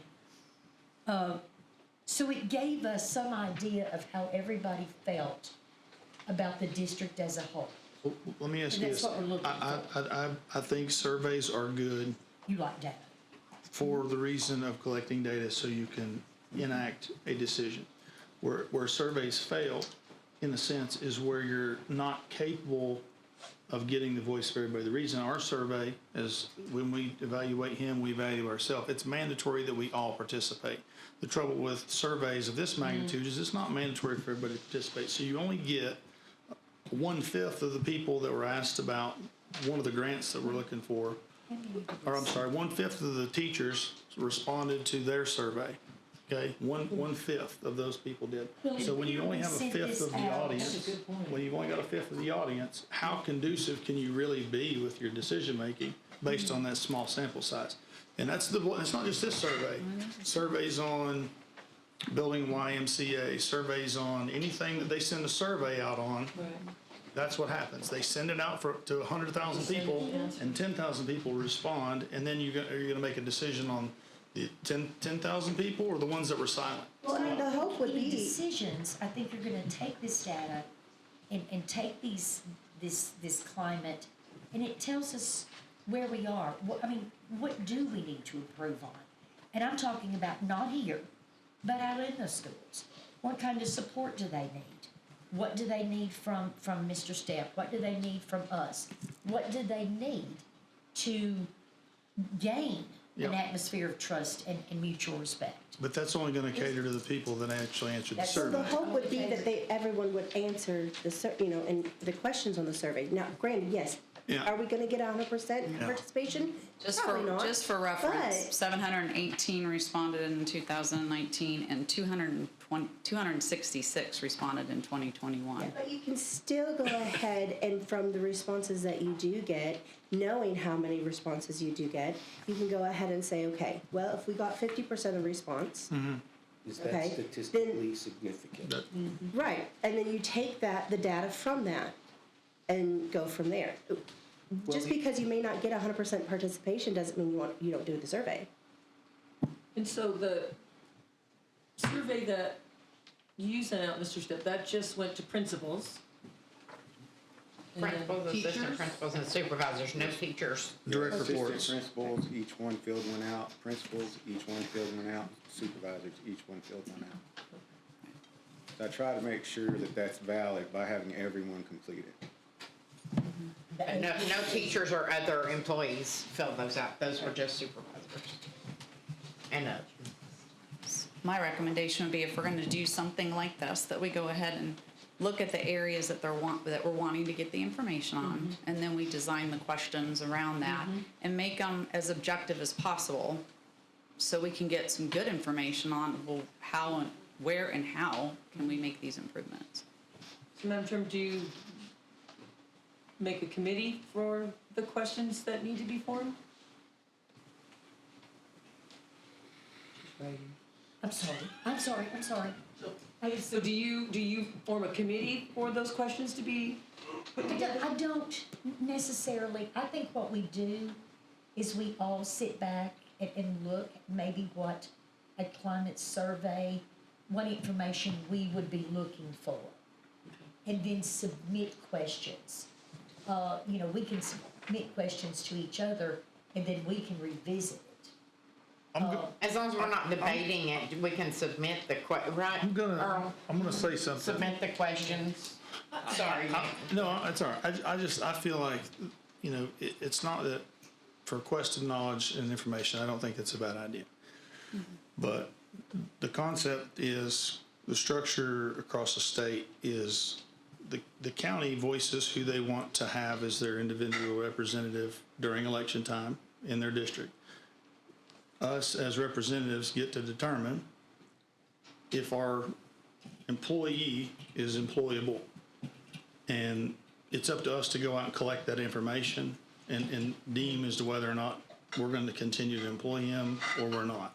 So I don't know that this particular survey would have any bearing on my thought outside of the data that I've been able to collect or the amount of phone calls, emails, or people that have been able to come up here and talk to this point. I don't know that any survey would change my mind. Yeah. Because of the structure that's in place, that's for a good reason. Is that what we're wanting? Is for you to change your mind? Well, I'm just saying, I don't know that this survey would be able to provide enough data in any direction to change the way that I do business. I'm not You know what I mean? asking to change any minds. It's just to use If we're not as another looking to make tool. changes, we don't need any information. Well, the original intent of the climate survey was to assist the director to have an educational perspective and say, these are some things that have taken place or that people have perceived you as, or the school system as, and how can we help you deal with those issues? Right, so help is change, right? So if we're not gonna help, we can't change. It's like climate. Right. Climate means temperature or the environment you're in. So No, they it's didn't important use that- it then. They it's didn't use it that way. It's important to know if you're going to be in sub-zero temperatures or it's going to be in the tropics. So we can make a change to what we're going to do to be in the right position for the environment we're in. Absolutely, So absolutely. I don't see the survey making an impact based on what our structure, above and beyond the structure we already have in place, is all I'm saying. We have a structure designed to determine whether or not we have a DOS that's operating. We've already conducted a survey internally to develop our own thoughts based on the We've information only we could done have the collected. survey based off of ourselves and then the principals, assistant principals, and supervisors. I think that it would be the responsible thing to do is to hear from everyone. Yes.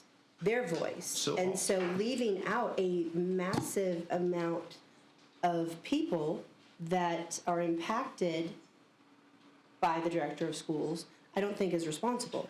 I think that So if by large in part, I hear what you're saying, if the majority of those people aren't responsible enough to conduct the survey, are we gonna disallow the information? you don't disallow the survey just because not everybody went ahead and voted. You do take into account how many people did go ahead and answer the survey. Okay. You do. Okay. But you don't just discredit or disqualify the information just because not everybody filled it out. But that's what you're saying, you're disqualifying the people that directly report No. to him, and we're asking the people below It's them to another provide their own piece. opinion. It's another piece to Yeah. add to that, the information.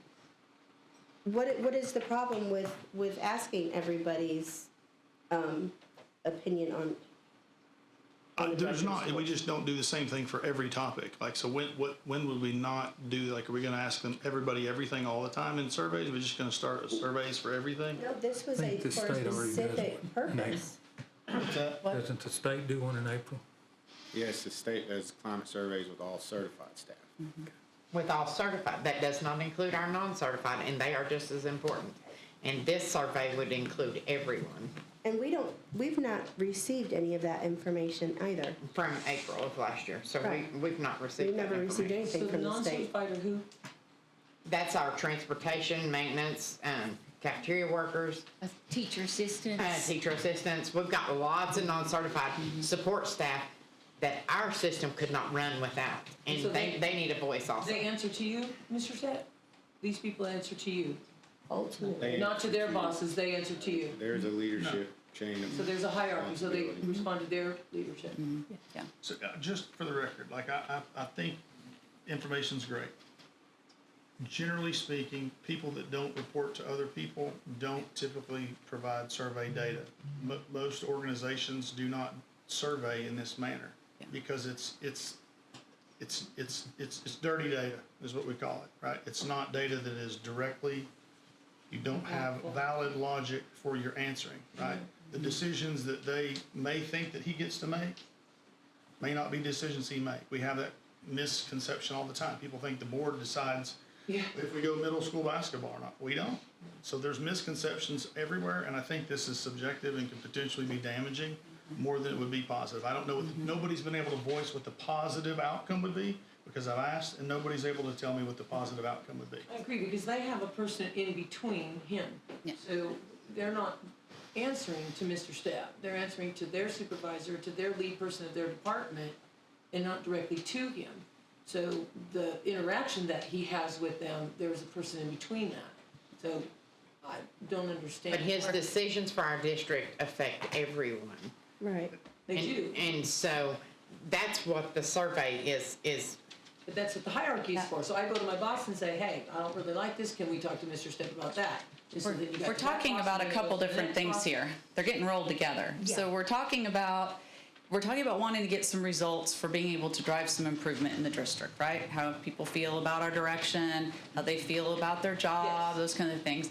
But then we're also talking about wanting to get information regarding Mr. Step and at some point, contract discussions, right? Those are two totally separate things. They need to be done in two totally different ways, and the ones that we're going to be using for contract negotiations are objective things, along with some subjective, but they're going to come from direct reports, they're going to come from the board, they're going to come from data that we're getting on, are we hitting our numbers? Are we following the strategic plan and staying on tasks for what we're holding him accountable for? So that's what we're going to be looking at for contract. If you're talking about wanting to improve things within the district, then we need to be talking about the climate survey and what do we want to know from that? Where can we make change from that? And then we'd have to determine what sort of questions we want to send out district-wide. I mean, I agree with that, but I also feel that every person in the district also needs to go ahead and have their voice heard as well. And it's not being heard because it's not being asked of them. And so we have the board's evaluation. We have the principals and supervisors' evaluation. But we have nothing else from anyone else. The teachers, while they don't directly report to Mr. Step, they are all impacted by him as well. What about, in the same vein, what about the parents and the children? Should we survey them as well and say, hey, what do y'all think about this guy? They're not being employees. They're the recipient essentially of the same process that he's in charge of. They are our ultimate customer. That's why we're all here. They're the ultimate stakeholder in this equation. At the end of every year, or just at the beginning of every year, I guess it's the end of the year, the federal government requires them to give a survey to parents. And that, has that been done yet?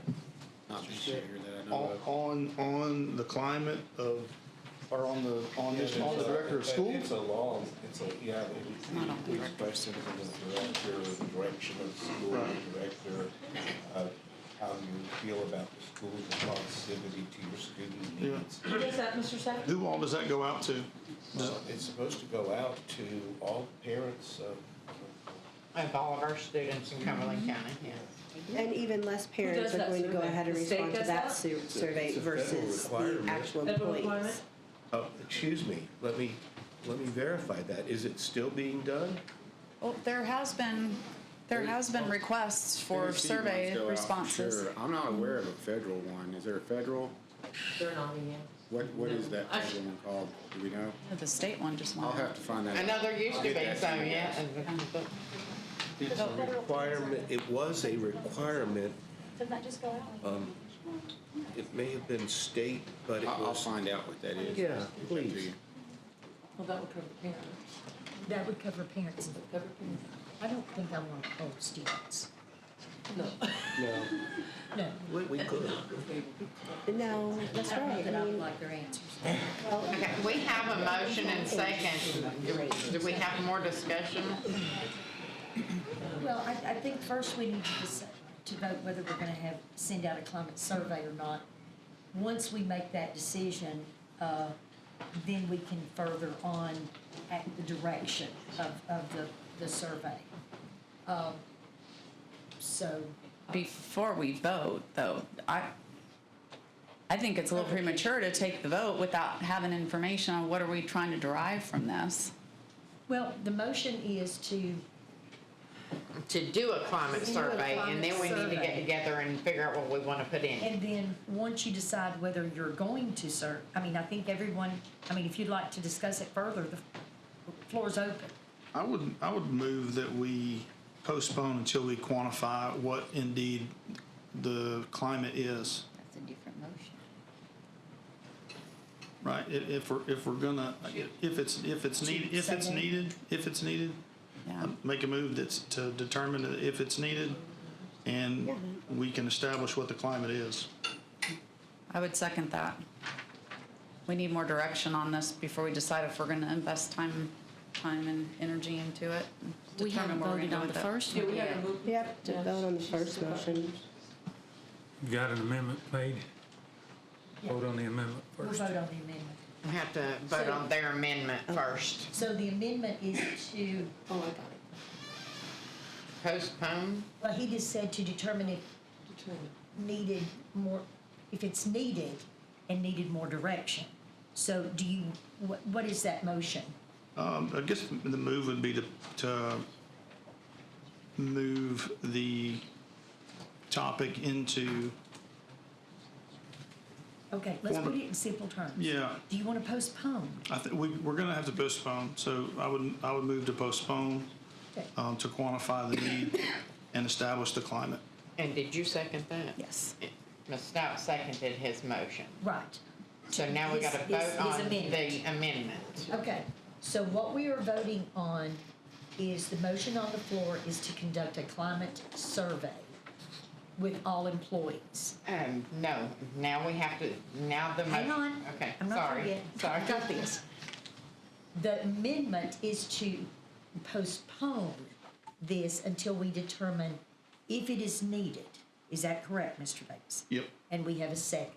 So what we are voting on right at this moment is the move to postpone the climate survey until it is determined in more direction. So, Ms. Stoll, this is on the postponement. No. Okay. Ms. Nichols? Yes. Ms. Hale? No. Mr. Safdie? Pass, right now. Okay, Mr. Davis? Yes. Okay, Mr. King? Yes. Okay, Ms. Hamby? No. Ms. Stout? Yes. Okay, so that. Okay, I'll vote no. Robbie, do you want to go back and change your pass? No. Okay, it's 4-4, motion fails.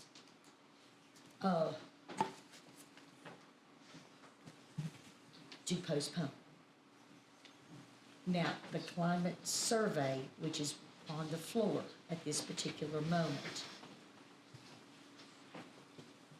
Do you, is there further discussion on it?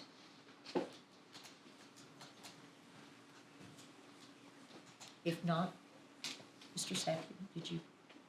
Well, I was just thinking that the definition of climate survey is kind of unique. I'm not sure, I'm not sure that the past surveys don't reflect a general measurement of climate. You know, and it's really hard to, there's a difference between taking a performance criteria where you list specific things versus a generic measurement of mood or feelings that people have. I think that I lived in a work environment where the president of the college, through their human resource agent, created a climate survey that included questions about him, and he gave it to all 500 employees. It was wonderful because he was saying, yeah, let's do it. You know, give me feedback. So for that reason, I think that I would support a motion to establish the climate survey. Okay, so let's go ahead and take the vote, because let's go ahead and take the vote on whether to conduct a climate survey. Once that is over, and we determine that we are or we are not going to do a climate survey, then we can determine what direction we want to go into as a board, whether we want to create our questions, whether we want to use a more general questions and go from there. But I think we've got to determine whether we are or are not. Couple things really quickly. If we're going to do a climate survey, I'd like to enroll the director, Mr. Stepp, in coming up with questions. That's a good idea. Since these are going to be questions from the district, and he would be the one that would be involved in working with making the changes. Well, I think that's comments for after we determine whether we're going to have a survey. Well, this is before voting, you know, this is what I want to put out there. And then also, are we voting on a climate survey, or are we voting on a climate survey on the DOS? Climate survey on the DOS. That is where the motion. My motion was climate survey on the director of schools, and her second was on that motion. So specifically on the director of schools? Yes. Not an overall climate survey, but you're looking for a climate survey specifically on the director of schools. Yes, ma'am. Which is, I'll tell you, it's not recommended. TSBA does not recommend that. They do not recommend surveying any employees that are not direct reports on a particular supervisor or manager. And I've never been involved in any surveys. Where did you get that information? I'm speaking with Ben. Okay. And I have never been involved in a survey in my 30 years of business where I have answered specific questions on how an upper management person handles business day to day. Yes, on overall direction of company, do I think leadership or management is taking the company the right direction? Would I recommend people to come to the company with the direction we're going? Those types of questions, but never on a specific supervisor or manager that I did not report to. And this is just not typical. It's not, I'm gonna tell you, it absolutely sounds like a witch hunt. I mean, it's like, I don't know what you're looking for, but it almost looks like you're setting him up to look for something to get rid of. And it's not. I'm sorry, it does. I'm sorry, but that's trying the to give appearance. a voice. That is the appearance. The 19 and the 21, you did the same thing. That was when you got rid of the other two directors. We did not get rid of Miss Anna. She resigned.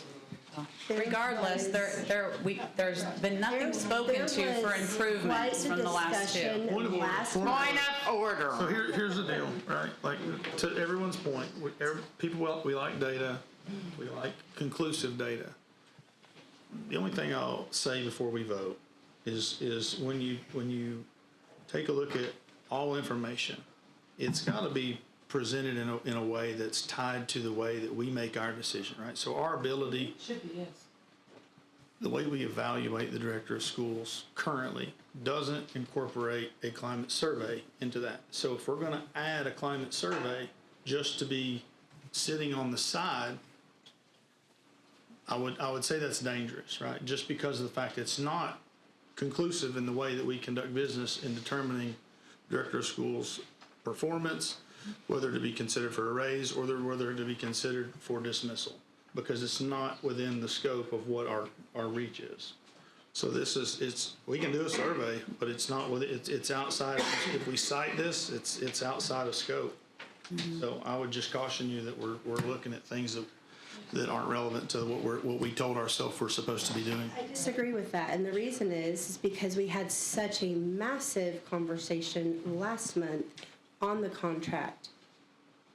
And we had 2 pieces of information to go ahead and even try and look at for any sort of negotiations. We need more, and this is another way to go ahead and do that. It is going to be something that has to be done by next year. And getting ahead of that, because that was one of the things that was mentioned, was to do this early versus rather than having to wait until the last minute. This takes time. We have to go ahead and gather the information. When would you propose we start and finish this? As soon as we can go ahead and get the questions together. Who's going to be responsible for the survey?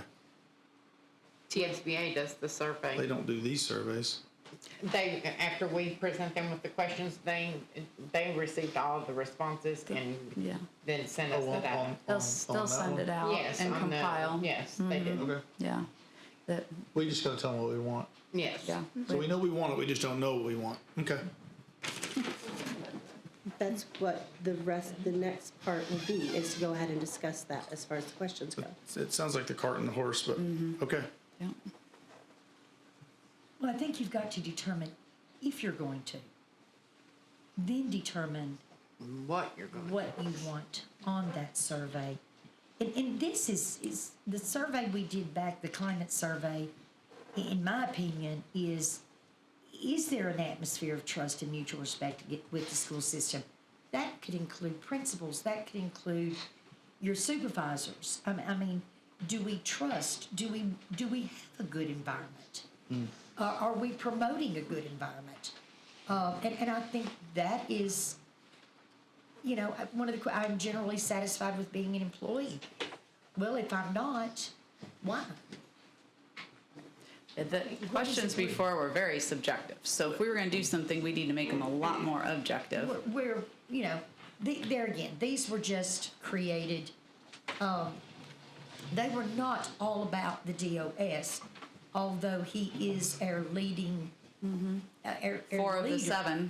the seven questions were specifically on the DOS. He is our leader. He sets the tone. He sets the pace. But we have supervisors, we have principals, we have other individuals in the buildings that also contribute to that, in my opinion, to that environment.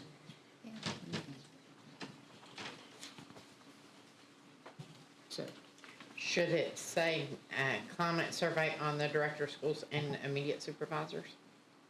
Would that? no, can we just leave it at climate survey?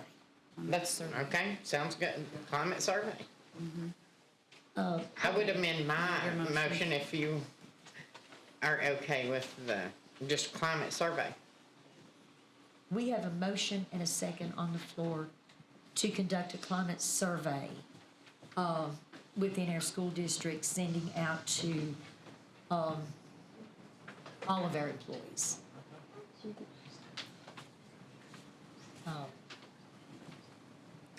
And I'm going to do a roll call. Ms. Stout, No. Ms. Hamby, Yes. Mr. King, No. Mr. Davis, No? Mr. Safety, Yes. Ms. Hale, Yes. Ms. Nichols, No. Ms. Stoll, Yes. and Ms. Boston votes yes. So we have voted to do a climate survey. And I will open the floor back up for what direction do we want this survey to go in? May I make a suggestion that we wait until the next board meeting to make those decisions, to have everybody think about the things that they would like, rather than trying to make the decision at this point? Sure. I mean, I'm fine. Put it on the agenda as a discussion, and maybe you could send out the surveys to give them to Mr. Stepp to send out to other board members, all the board members, so they can see. Sure. Mr. Stepp, I would encourage you to add what you would like to. Right. Questions you would like to have answered. We did that with the previous director. If we could have 1 to 10 questions and everyone kind of be thinking about what they want I guess, for this survey, then we can get the proposed questions on the agenda for the April board meeting and see if we can get this started. Okay, next on the agenda is setting an agenda and board conduct discussion. Madam Chair, I move to recess for 5 minutes so everybody can take a quick restroom break. Sure. This meeting is adjourned for about 5 minutes. You're welcome.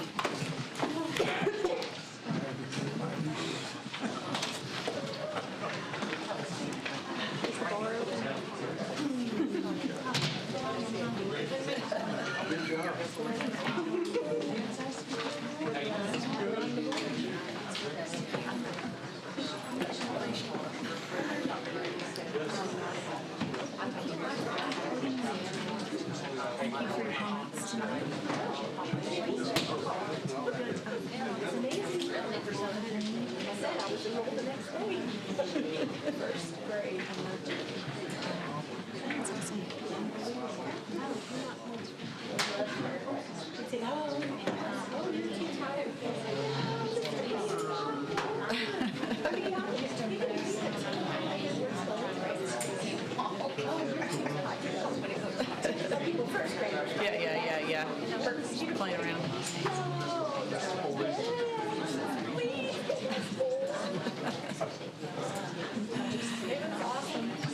Awesome. We do have some really good teachers. Yeah. Yeah. We want to make sure that we keep them, and we've got a good cohesive environment going, and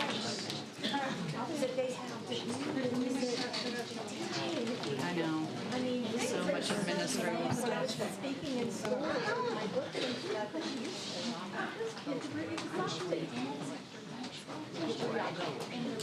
I mean, I read it.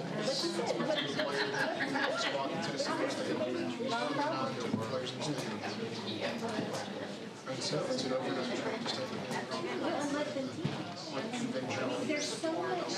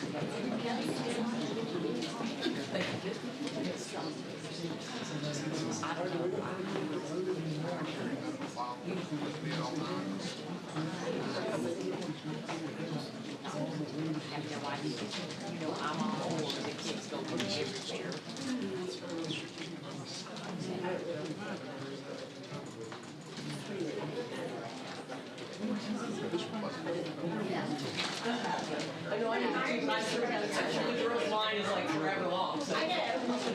Not the principal, which I know. You start with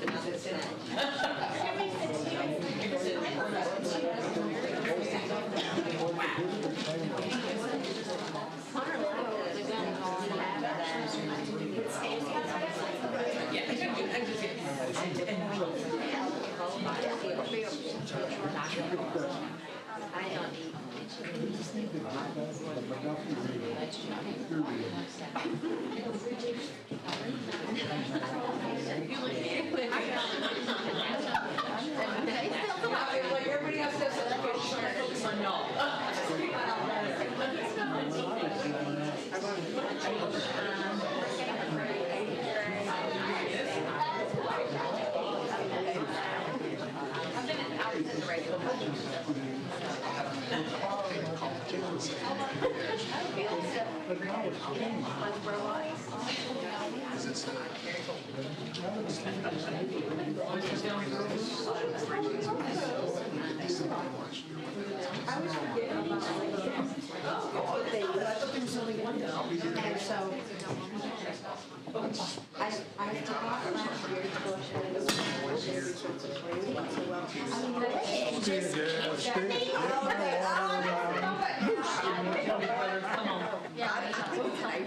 you're okay. I'm be a line for the girls.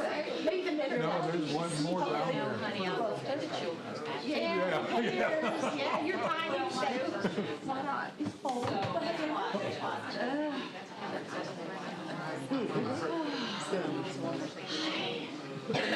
Here we are.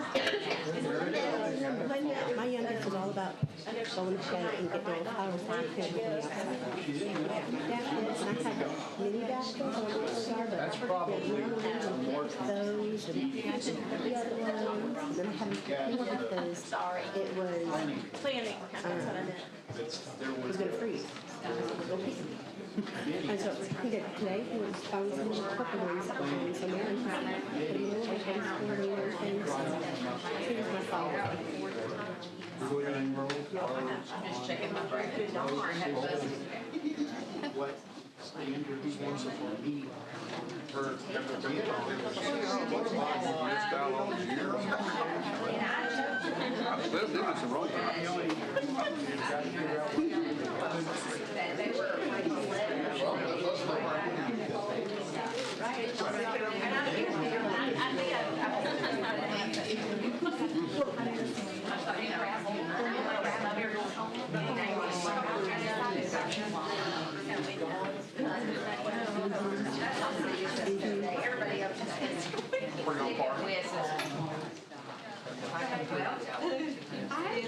Except Oregon, but South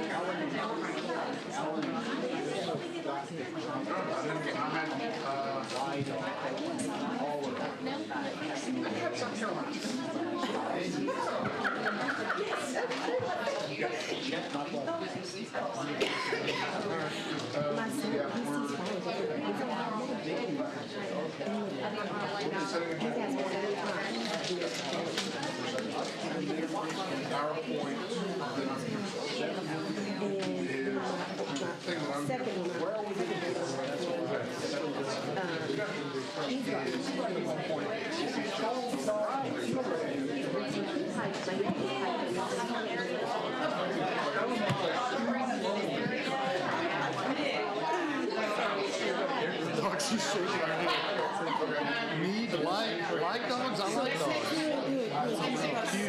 Is he not? He's like 6 months old. Somebody dropped him off at my friend's house, and they already have chickens.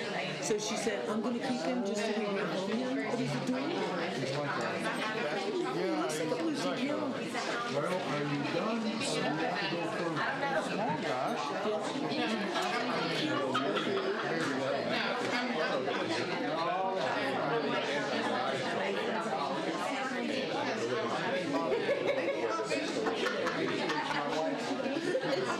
Furniture showing up.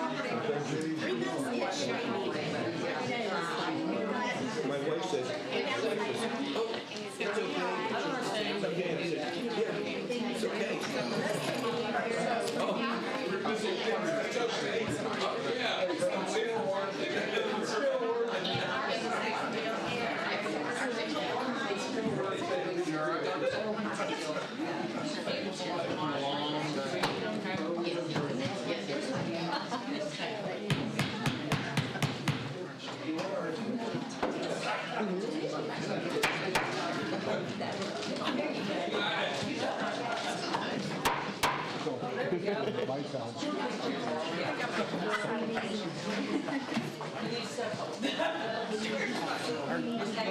You turned it on. I left it. Everybody come back. Like herding cats.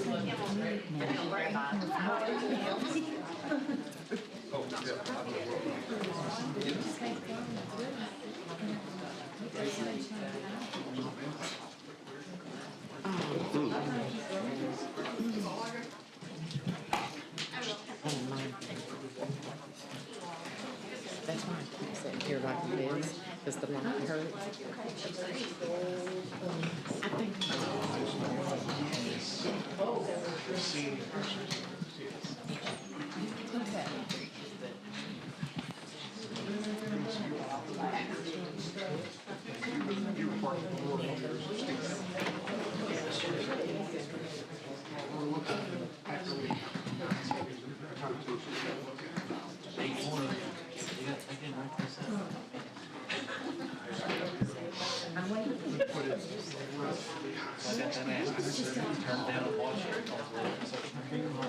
Took over, it was 40.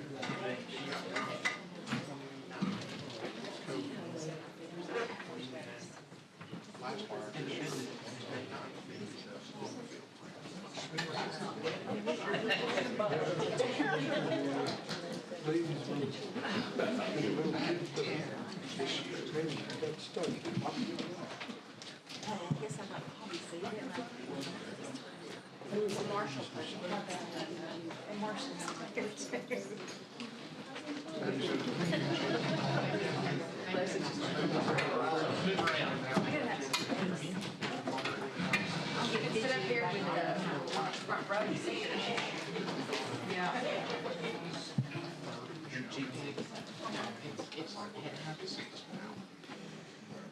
We're waiting on. Ms. Hill? And this is King. Mr. King. I mean, Mr. King.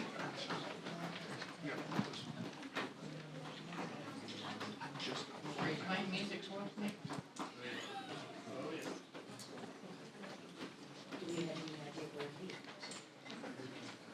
I saw it going on. Mr. King's right here. Anita Hell, you are being paged. Anita Hell.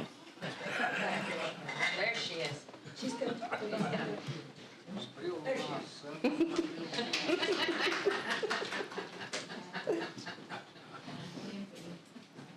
Your name? Yes. That means you're not gonna go skiing with me next year.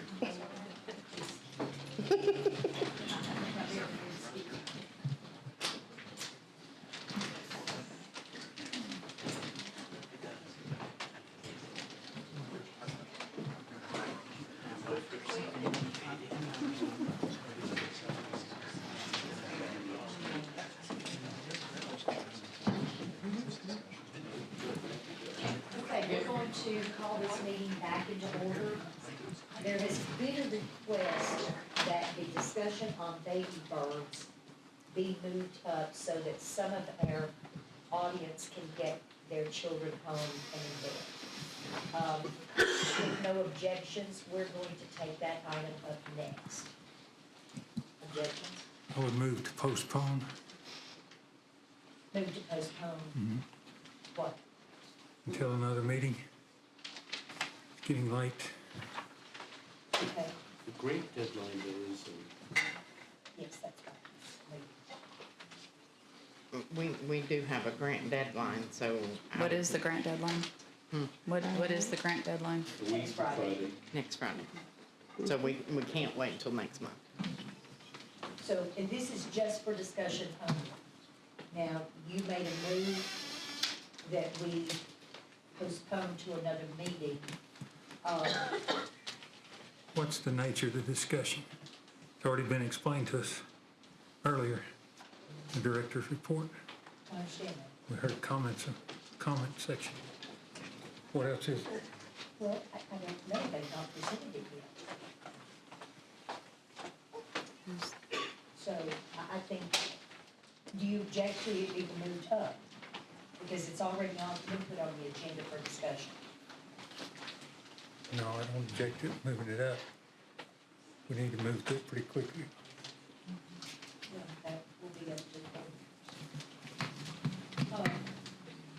So with no objection, I'm moving baby birds discussion up before we get to setting an agenda and board contact discussion. So if we could start out the discussion on the baby birds, there cannot be a vote because it was amended, just added for discussion to our agenda. So anyone that would like to open up the discussion for baby birds, I know that the grant is set to be sunsetted, so not going forward with it right now. That was the decision that was made. And I know that Mr. Stepp, you went ahead and talked a little bit about that earlier this evening, but why is the grant not being applied for? We don't know what that amount is going to be. Well, as I said, my team came to me after looking at all the information, made this recommendation, so we carefully reviewed everything and came to this decision. Why would the board not be able to go ahead and be presented with this, with the possibility that if there's not enough in the grant for us to go ahead and put that in our budget to continue to fund the program? I had several board members come in and speak with me when I provided that information to you, and we discussed at length several different things about this that's included in my statement. This is the first time I believe you and I have talked about it. That is correct, but I did also ask several questions in the email that I had sent out. The fact that we're looking at a program that we've had in our district for 14 years, that we don't know if this grant is going to continue to cover it or not because we've not applied for it. We're just automatically not going to apply for it because we may not have enough to fund it. Doesn't seem to be the responsible way to go in making a decision like that. The building was something that TEIS provided for us. They built that building for this program. Those children go ahead and receive 6 hours a week through Baby Birds. Yes, they are able to go ahead and receive an hour of in-home care and then other therapies that they may qualify for.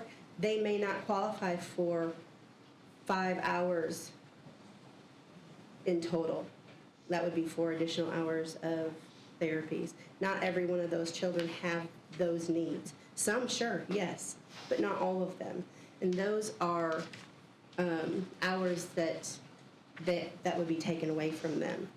And the differences that are made in these kids being able to participate in this program is huge.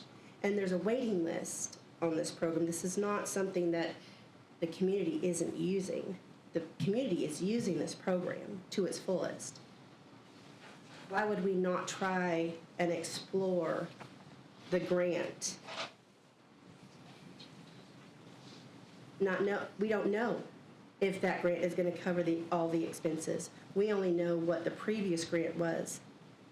And that was my question. We vote on whether or not we're going to apply for grants all the time, but this was never presented before the board for a vote to decide if we wanted to apply for it. It doesn't mean that we have to accept it. It doesn't mean, why were we not afforded the opportunity to at least vote on applying for this grant? The full board was not included in that decision. What's the maintenance cost on that above and beyond the cost of the grant? I'd have to look at the exact dollar amount. Well, we talked about Is it a that. matching? How long ago did we talk about that with the surface ground? That had to be completely redone. That was around 100,000 for that. Structure and then new That is maintenance not- on their toys and stuff, correct? That's not something that the board discussed, though. Right. That was something that was just sent out in the statement, the email for us, saying that why the reasons that it was going to be. This was last year. No, not for Baby Birds. So the question that you wanted an answer to is why was this not brought forward for the board to talk about it before the decision was made to apply for the grant or not? So I guess my question would be, do all grants that are being considered get brought before the board for consideration? No. So what would trigger you to bring one before the board if all of them aren't brought before the board? What board There's member? no policy on that it has to go in front of the board. That's part of running the business of the schools. But again, this is a program that's been in our district for 14 years. This is not just something that we decided to try for a year. This is something that's been in our community, that's been funded by a grant for 14 years. And then the director of schools just decides that they're not going to apply for that grant anymore because it may not cover the cost and because we have additional maintenance needs that are needed. That's not even something that's been brought to the board on whether or not we would like to see that program still continue. If we want to go ahead and try and fund the repairs that are needed, I think, first of all, we need to be very careful about throwing around the director of schools just made the decision. Because, he did. wait, this is our employee here, okay? So he's provided, and along with his administration, detailed information behind for why the recommendation was made to him by the administration, who we task and trust in their roles to make decisions, day-to-day decisions for the district. The recommendation was made to him based on data that was also provided to him, and then he made the final decision. We trust him in his role. We are tasking him in his role to make the proper decisions, day-to-day decisions. The board does not get involved in grant determination, decisions, application. That is the administration, Mr. Stepp, that does that. So we need to be careful about pulling one particular thing out and saying this should have come to us for the board to talk about it. Because then we're saying anytime a grant is being considered, you need to bring it before us to talk about it. I understand this program's been in for a long time, but anytime we take a grant, we always talk about, is it sustainable? Are we always going to have this money? Is this going to be something we're going to continue on? Grant money can always go away. It can, but there is no harm in actually applying for the grant because you don't know if you're not going to receive the full amount that you need to fund the program that's been self-funded this whole time. So, Mr. Stepp, when we talked, you had mentioned that there was discussion with TEIS and the grant, about the grant and the grant funds, and so there were dollar amounts that your administration provided for needs in order to continue it, including staffing, teacher pay raises, which we are doing across the district. And when you talked with them, they provided you an idea, I believe, correct me if I'm wrong, of what the grant money would be like. And that's what helped y'all move forward with the decision. Is that right? Yeah, that and some larger ideas system-wide, but the biggest thing is we're working very hard with TEIS on making sure there is no break in the continuation of services of any child, period. Sat with a parent today, got the right information out. So, and it was a great meeting. It was Miss Katie and Bill. It was awesome. But the totality of the decision, we took all stakeholders in mind of what we're doing. We are going to work directly with these families on all the transition. We already work with TIS all the time, so we're going to work with them, as I said, working through this services. We are offering for the 3-year-olds, we have 4 different settings where they can go 5 days a week, as much as they want, all day, if they would like. So we're increasing that offering right now, and we can do that whether we get the grant or not. So we can provide those services also. But the age limit that we're dealing with right here is 18 months to 3 years. Those children are being serviced right now, not over 3. We're not talking about that. The ones that we're servicing here with the Baby Birds program are 18 months to 3 years. In the community, we already have a shortage of services that these kids can get their appointments through. There's waiting lists for them to go ahead and receive their services. Or they're going to have to travel to Cookeville or Knoxville to go ahead and try and get these same services that they're receiving right now here. I don't think anybody's questioning the need for it, and I don't think anybody wants to end the program. It's a matter of what's best for the entire district, actions which speak we otherwise. task the whole Are we administrator gonna, with. are we And gonna you tear spoke down of the the building? emails Are we gonna that- tear down the classroom and get rid of it so we don't have to any maintenance costs on it? I mean, if they I gave would it to like to know us. what we're gonna do with the building. Yeah, what are we gonna do with the building? I don't know. Is it gonna remain empty? Are we No, gonna? it will never remain empty, no. And Ms. Stout mentioned emails. The first email that we got did not have a lot of detail. The next one that we got had more detail after questions had been emailed back to It was him. this- So the very first one did not have a lot of detail. No, he was letting us know it happened, but he did. responded to the questions immediately when we had them. But I thought I heard Mr. Stepp say, and it can be read back, that he talked to some board members. I want to know what board members were talked to, because I was not. I was Well, I not. called him right away. Yeah, I called No, him. no, as well. before. Yeah, the invitation was in the first email to call me with any questions or current concerns, and I put that in every email, and I encourage Yes, you you to come did. by and talk to me. Well, So, I you did. came by, Ms. Hale, Monday, several yes. people called me. I know I Okay. talked with Ms. Boston, and what day that was, we've been talking every day. but- And I Yeah. sent emails, and But that was, discussions was after you sent After out the your, decision was made. instead of talking to us before the decision was made. Okay, my thoughts. We have a building.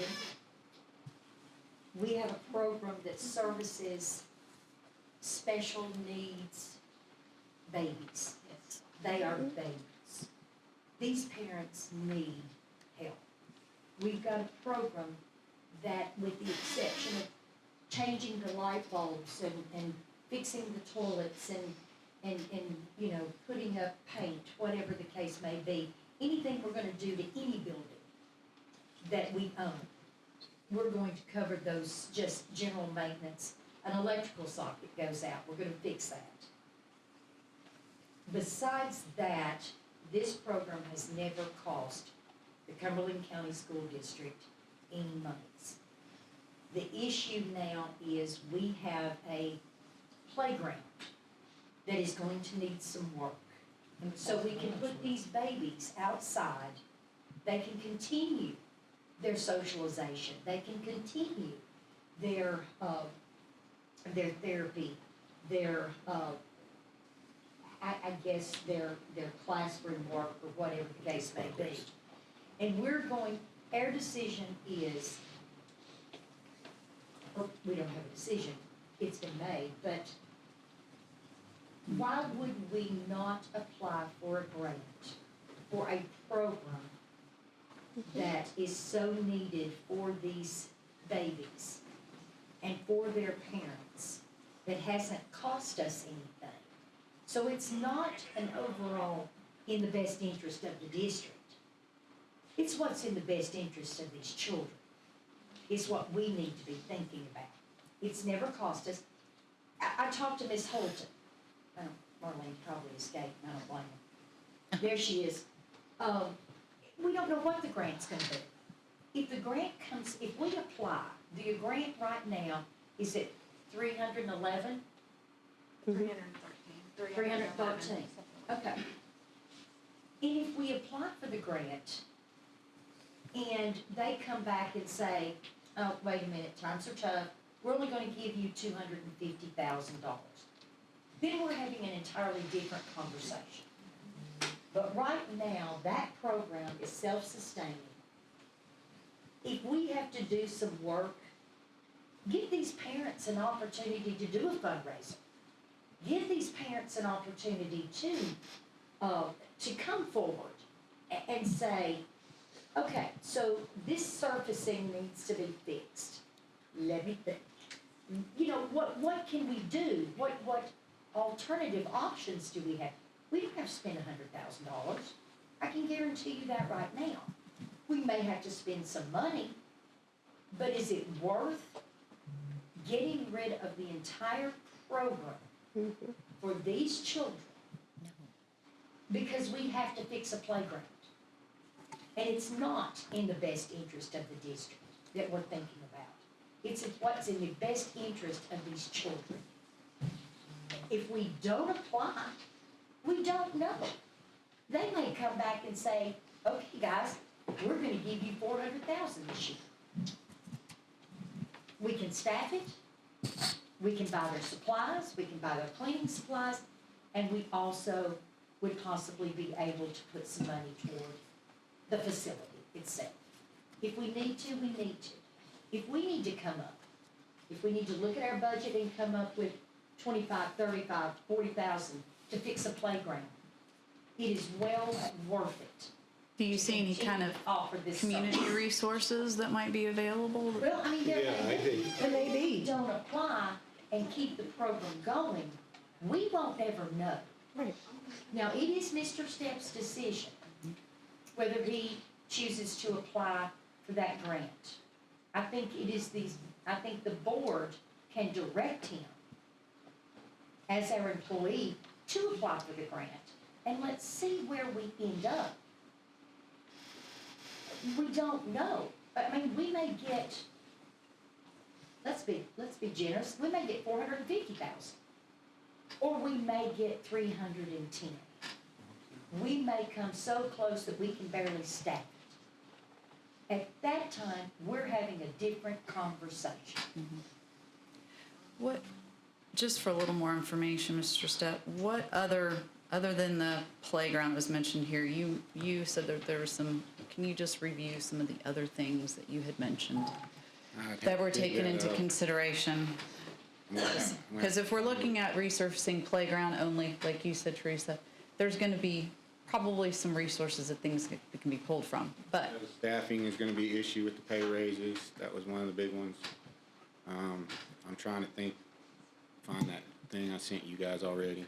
Well, we were at 311,000 with the upcoming raises. And what were we at? That was the sheet we got. Yeah. That's what our current budget is this year. Is 311,000. The budget that we applied for in '21 ends June 30th of 2024. Right. So applying, there's no guarantee we might not get the grant, we might get 400,000. We could be anywhere in the middle of that. Sure. We will not know the decision until April to June, what that decision is. I've projected, because it's a 5-year contract, so I've projected what I would need to fund the salaries with this year's raise, possible next year's raise to get to the 50,000. The budget that I would propose to be able to make it to year 5 would be $393,000. Okay. So for all 5 years. But if we did You get that, the same amount each year. So but that's for per year year. 5, I have to have that much to run it. Okay. For year 1, I don't have to have that much, but they don't let you save any money to be able to cover it. Okay. So like if I Carry over. ask for 350, I can't save 25 to be able to cover for year 5. So they give me the exact same amount over the 5 years. So whatever I get year 1 has to also cover year 5. Okay. So we've projected 6.5% raise for certified, 4 for non this year. Probably very close to that next year to be able to get to that 50,000 minimum. And then we projected step raises for the 3 years after that, just on the scale that we have now. So we averaged 5,000 additional salary for the next 3 years. And having enough money to support the program, we put, I think, 40,000 in there to support the program, just because we will have to have that on year 5. but we don't know until we apply. Correct, but that would be the budget that I would propose. And that's fine. I mean, you can do the budget and you know what you're looking at. But do we really know what the response is going to be until we do apply? No, No. and I've called her and I've said, they've asked these questions and she just says, there's no guarantee either way. I could get 400, I could get what I'm asking for, I could get half of what I'm asking for, I could get 0. But, Could you get more than what you're asking for? I don't think that they provide more than what you ask for. I mean, I could call and ask that question, but it says to come up with a budget you would need to run the program for the next 5 years. So creating that budget would be that. And with this 5-year grant, it's a 5-year commitment. So if we do fall short, then it would be on the district to make sure that we continue. If for some reason there's additional expenses or something that happens. So what would happen is they would, if the decision was made to apply, they would say, we're giving you this amount of money for the next 5 years. Then the discussion would be, do we have enough to staff it? Do we have to go back on the current staff we have? Do we have to change the programming to meet the dollar amount we have? Do we come and say, does BOE give us more money to continue? Are we able to fix, modify the playground area? So I'm assuming some of that, based on the information we got, was already taken in consideration with the recommendation. For what you're saying, staffing was one of the things that was discussed, playground, budget. There were several things, so it sounds like all of that was looked at when you made the recommendation regarding the program. So if we apply for it now, and they say, yeah, we get the money, then we're gonna go back and relook at that again. But that's already been looked at, and there's some concerns with that. So what happens is they would say, you received this amount of grant money. I can't sign that contract until we present it to the board and say, I applied for this grant, this is what they're giving me, and then you would approve to accept or deny the grant after I apply for it, just like with any federal money that we get. And then those discussions would have to happen. So if you apply for it and we get the money, and we all celebrate we get the money, and we say, yeah, let's take it, we've got the resources we need to move forward with it. Staffing wise, maintenance wise, I know we're talking about maybe some money difference, but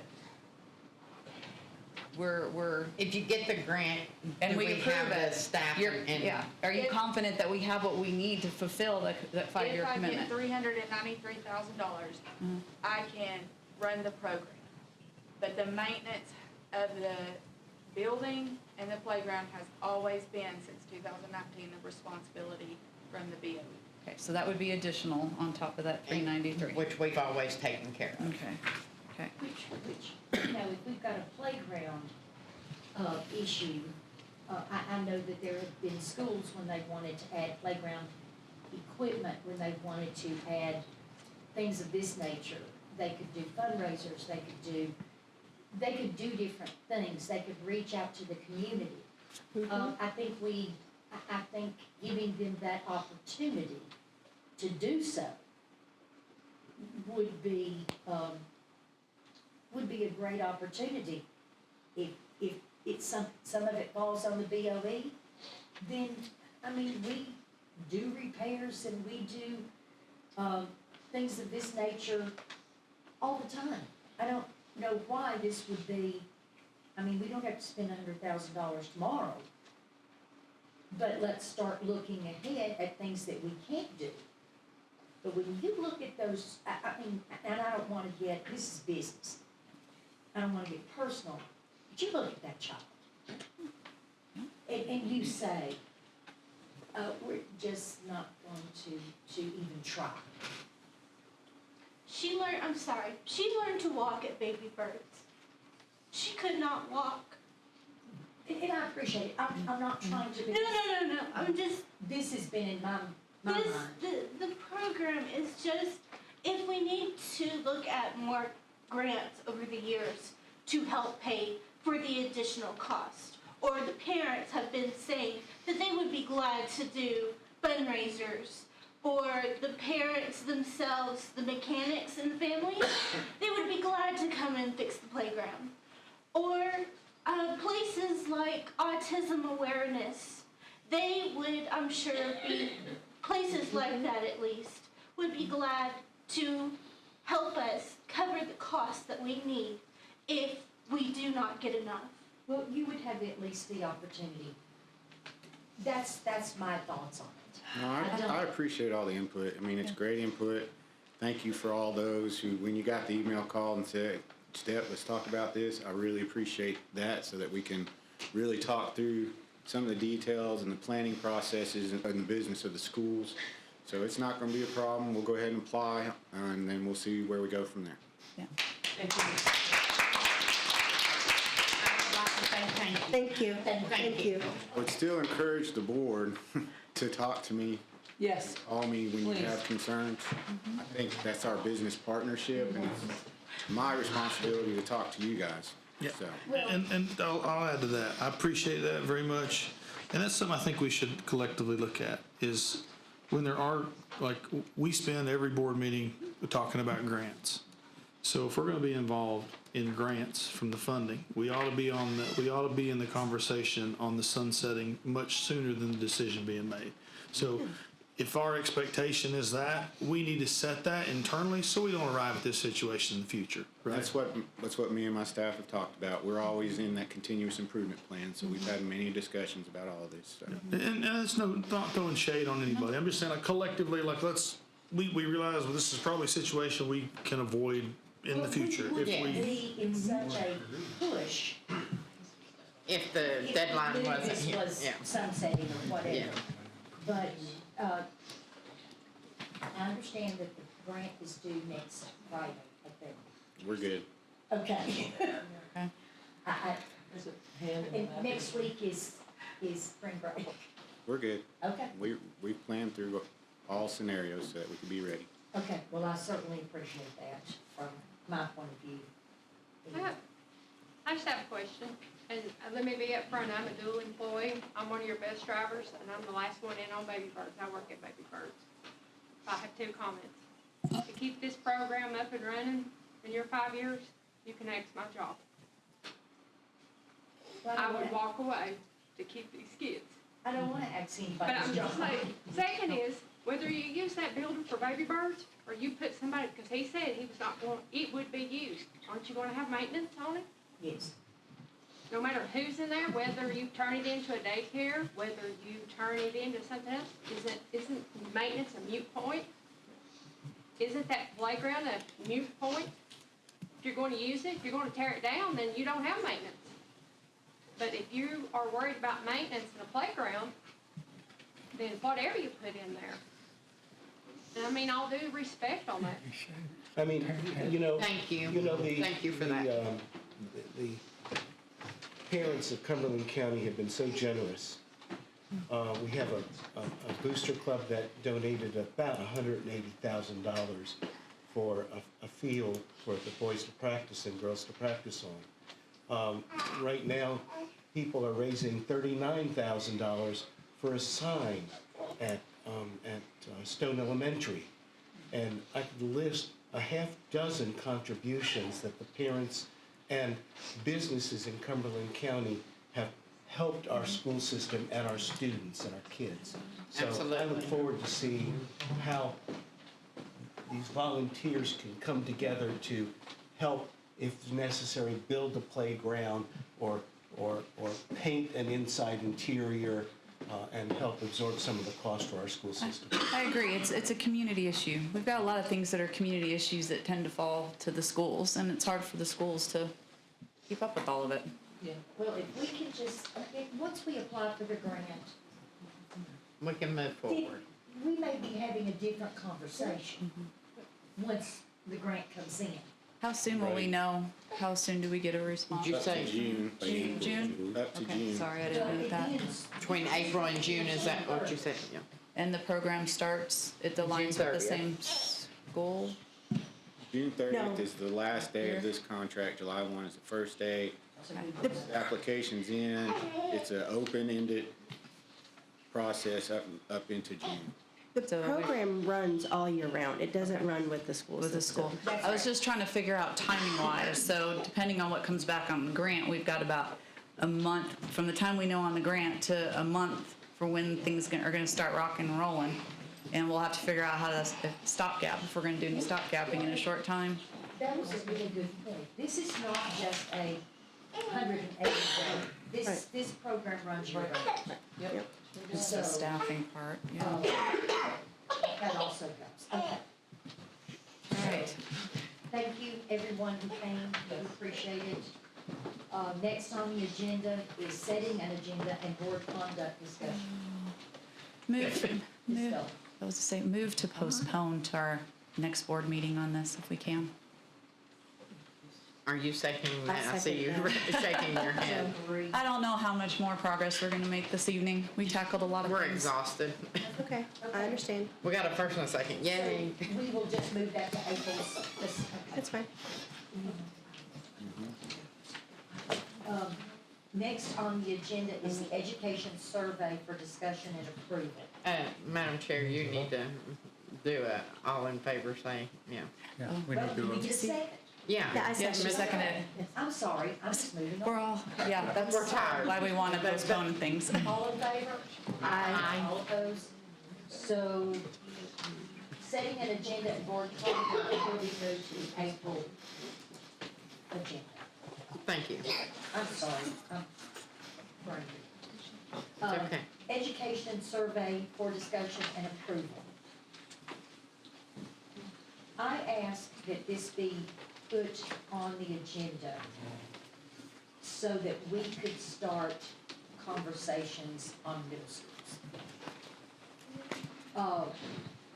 We called it an educational survey so that it can address a broad spectrum of things, not just middle schools, but with their target being information on whether the parents would look at middle schools, whether they would support middle schools, because the transition thereof is going to be massive. If this board were to vote to go toward middle schools.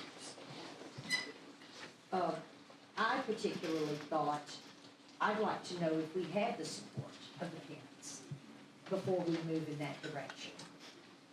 And so, Mr. Stepp and I talked about it several times. And I asked that it be put on the agenda to see if we could give Mr. Stepp some direction on sending out a survey to parents and whether they would be in favor, whether they would not be in favor of transitioning to middle schools. I'm gonna make a motion that we approve the education survey. I'll second it. Okay. Further discussion, I think that, I think that Mr. Stepp can create the questions and get back the information that we're looking for. Am I correct on that? I mean, the quicker we do that, the quicker we get to move to middle schools. I'm just saying, we've got to start somewhere. If this is ground zero, let's start here. Send this survey out, what particular timeframe? As Well, soon as let me possible. get the questions ready and to the board first. Yeah. Okay. Yeah. Then when the board all has a chance to look at it and feel good about it, then let's set the timeline. Yeah, try to Make make sure it's correct Yeah. and it meets all of your needs. try to make the questions. If I may, Data. you know where I'm going with this. Data. Information to guide us toward. Understood. And I think that is valid, right? We want to know what people think. But I also think that people need information Yes. on the why, Yeah. that it's an intelligent decision. If indeed the direction, if Mr. Stepp is in support of that topic, then there needs to be some sort of forum, some sort of informational settings scheduled to articulate the value proposition as to the why this is a direction. Wouldn't you do the survey first? Yes, but doing the survey first and get the interest. Right, but interested in things that you don't know about. Right, they're not is what gonna I'm say getting. yay or nay They're if not- they don't know how it's gonna It's a look. scary word. You can say chicken or egg. I think though that parents of middle schoolers, they kind of already have an idea that they either want a middle school or they don't. Say that again. Parents of middle schoolers, in that, They either those know or grades. don't. They either know that they do or don't, and if They they do. don't know, They do. they'll, Look, you know, everybody's out they there have an nodding. opportunity to go ahead and explore that option If more. they don't, I'm just saying, that if we provide the information, there's no reason for everyone not to know, right? So we're gonna leave it to chance and say, we hope y'all know everything you need to know about middle schools. Tell us what you think. Wait, listen, time out. That's not the purpose of the survey. I know. I'm just saying order of. He's got a point. Order of operations is provide the information and then ask them how they feel about that after you've provided all valid information for or against it, and then ask them what they think about it. Okay. You don't take the test before you go to class, do you? I get that, but. Nobody takes the test before they go to This is class. it's an ongoing thing in our county as far as, we have elementary schools, we don't have the middle schools. And parents that have the kids in the middle school grades. I'm for the survey. We just asked the question, do you want middle school? Okay, Do you not want middle school? please. Mr. Well, point of order, point of order. Everybody's talking over each other, point of order. We've done this before with zoning. We've done this before with zoning. We've done this in school with building schools. What we did was we, as the board, the director of schools made appointments in the evening at each of the different schools. Board members attended when they could, and the presentation Town of the halls, issue was. town halls at the schools, yes. So what I was gonna say, if y'all allow me to create a proposal of events and survey, and then y'all comment on that to see if that'll work. We've already been thinking about this. My team and I have been thinking about this. If they like it or if they don't, and we've already been discussing the information that would be needed, all those types of things. I think I've talked with 2 or 3 of you just about the process and what it would look like. So let me propose a process and a survey to you, and then you guys comment on it, and then I'll redo it again, and then you guys comment on it again. And that way we can get it going. Cool. Here's the reality. If the community doesn't want it, they don't want it, we make what our processes are now better. If it's something they do want, a point that was made to me by one of my people is we're under the Innovative Schools Model Grant for 2 more years. So there's nothing that can be done for at least 2 years, otherwise we return money. Yeah. So until all of that is worked through and we're paying 100% out of our GP for those personnel, we can't do anything right now. Okay. But that would But also the give us It's gonna time. take 2 years just to do surveys and. Unless we're willing to return money. Town halls, I like that, Mr. How much money You don't want to return money. We would have to return 3.1 million. All right. I'm just gonna always play the devil's advocate apparently. There are moments in time where if you quantify the effort, you may find you save more than that. I'm not saying we will, I'm just saying until we look into the whole scenario as a whole and say logistically moving from A scenario to B scenario, it's likely to believe that you might find yourself in a cost savings scenario, right? Like that's how you do it. In a current state and a future state evaluation, you tie a dollar bill to that evaluation, and then you make a decision. And once you propose the information, all information is available to make said good decision. And the other thing I'll say is just because, and I'm for the public making their voice said, I'm of the public, and I was elected, and all of us are here, and everybody here is in the public. So I'm not speaking on behalf of anybody per se, but I will, if we're going to split hairs, just because the public has a voice doesn't mean that they're the expert. No, we have to Okay, take everything. so we've deemed this gentleman here and his staff, and so does our wallet, says that he and them are the expert on this matter. So if we have suggestive data that supports it in lieu of a survey that may or may not support it, I would still say that the survey should not be the only Deciding denominator factor. that Not the we only use to deciding make a factor. decision. So encourage people to take it, give them the information they need, but let them be experts. Something I learned from a mentor a long time ago. Happy parents are happy schools. That's right. And you made a comment that just because they're parents, they're not experts. Yes, we are.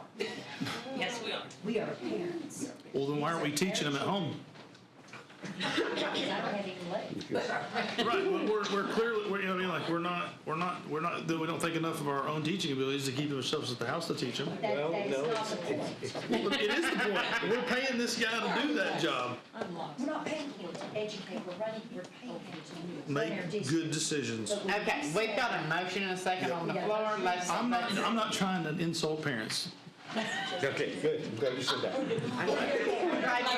glad you clarified that. Well, hey, I send my kids to school because I'm not teaching them what they're gonna learn in school while I'm trying to provide for them. So- Okay, let's move forward.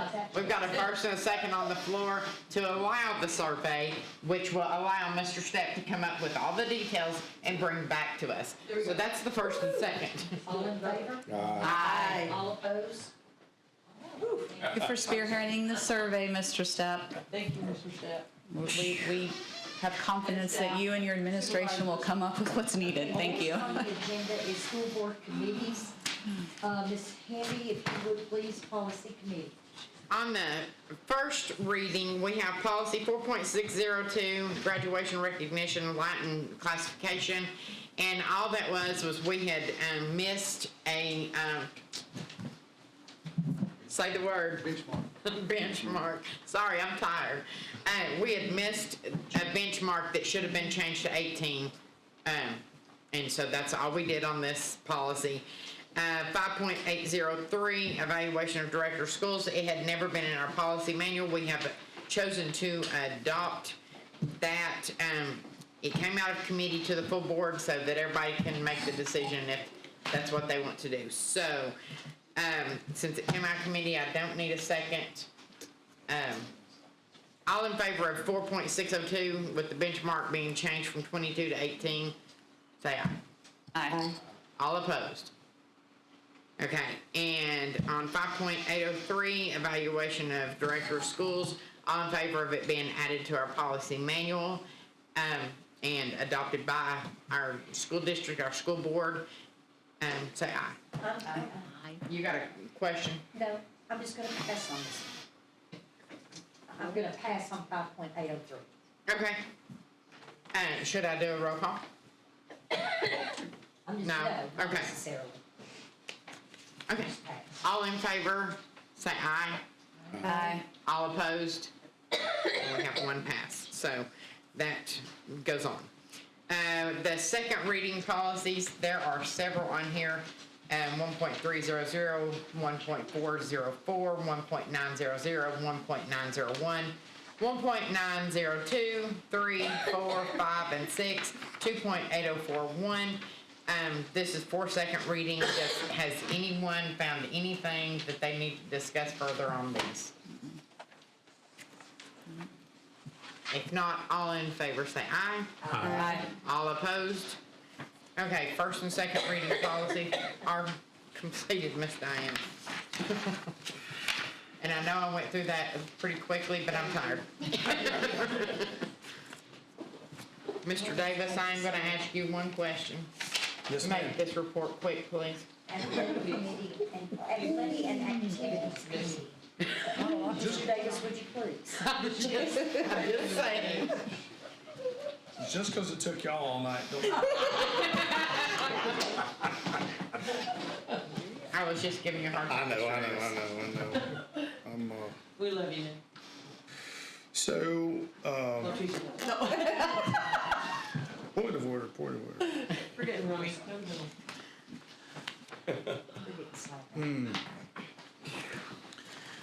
So, athletic committee met last week, and it was extremely popular. And topic of discussion by the public was as to whether or not the folks that were willing to show up were content with the message that basketball in this county was going to continue. And that was the focal point of discussion. There were a lot of other discussions that were had or comments that were made. Rather, it wasn't much of a discussion. It was really comment section. Of those comments, there was an abundance of information that was shared that had been shared prior, all of which stemmed from the desire of some to migrate toward two true middle school basketball programs that would put us in alignment with all the rest of the sports in this county, leaving behind elementary basketball, to continue to be the only supported sport at the elementary level at the way that we're currently doing it. So we received information, people had asked Mr. Stepp to reconsider that scenario. People had, went scorched earth in a sense, and the decision ultimately came back today. Mr. Maddox was gracious to send us out an email saying that the decision was going to continue to be held, and that there would be no changes for this year. And the community, they appreciate the community support. So I will say that, of all the things that are floating around, the topic has been very popular last year. There were over 20 meetings held in one form or another with that topic being at the forefront of it. There was a survey that was conducted. We did receive the results of that survey.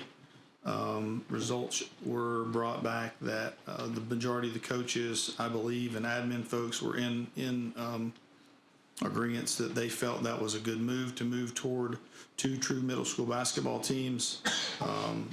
And there was other information that wasn't presented that ultimately led to the decision not being made. So it left a void, left a hole, left a question for people to not understand fully as to why that decision was made. The email today tells us that one section of the email from Dr. Maddox, I guess, have a question that says, together we can ensure that our basketball programs remain a source of pride for our entire community. And I agree that it is a source of pride for the entire community. But my question is, why do we not take pride in other sport programs in our community at that level? So which I understand the question. Why do we not migrate all the middle school sports back to elementaries? Is that what you're asking? No, I'm asking why we're not taking pride in our other sports in that segment. Who says we're not taking pride? Well, but if we don't support them, we're clearly not proud of them. So the middle school sports are not supported? All other sports have the opportunity to compete at that level except for basketball. So, Oh, I see what you're saying. and all other sports at the elementary level are not supported other than basketball. So why are we only focused on supporting basketball at the way we're continuing to support basketball? And why are we only going to support basketball at the elementary level and not support all other sports? Point of order. Is this a discussion or a question? Reporting about meeting Because you're report. just doing a committee report. That's all this is supposed to be, is just a committee report, not a discussion of why. That would need to be actually added onto, So there's an agenda. no questions in a report. Not when you're doing a committee report, and that's it. You talked about the athletics, you talked about the middle school ball, and that's what you report on whenever you're doing a committee report. Reporting on the last committee meeting. Yeah. So, So you can't have questions in your report. We can't relitigate the meeting. no, you can't. It's already been had. I think you could bring it up. The committee meeting. Okay, so I can't ask the question today, but I've asked the question, and I will ask the question at a later date and time, and that will conclude my report. Maybe on your next athletics committee meeting? Maybe an old business down here in a minute. Maybe so. Is that your report? That was the end of that. Next on the agenda is the budget committee meeting. We did not meet. We effectively got I think everyone received the budget yesterday. So now we can start moving forward in what is going to be a task. So next on the agenda is building and grounds and safety committee. Do you want to go ahead and give that report? I since will, Mr. Sackey was if that's not okay with present? you, Mr. Sassy. The only thing that is on there is the Stone Elementary digital sign, and we did just approve in committee for it to come to the full board in order for them to continue and carry on to get that sign. We need a motion to approve the digital sign. It came out of committee, so So we need We don't need a second. The motion is to approve Motion to approve. Motion to approve, yeah. the Stone Elementary digital sign. Yeah. Committee. And so, all in favor, say aye. Aye. All opposed? That's done.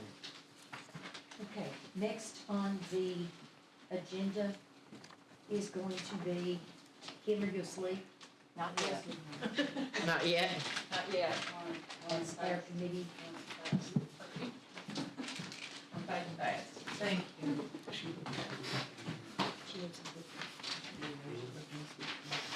As far as the summary financial statement, we're still progressing as I had basically thought that we would. That we are at 62% of our revenues, which is just spot on where we needed to be.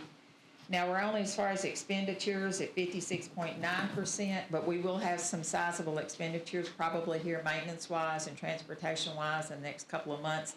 That'll bring that back into line. I don't expect anything to go over.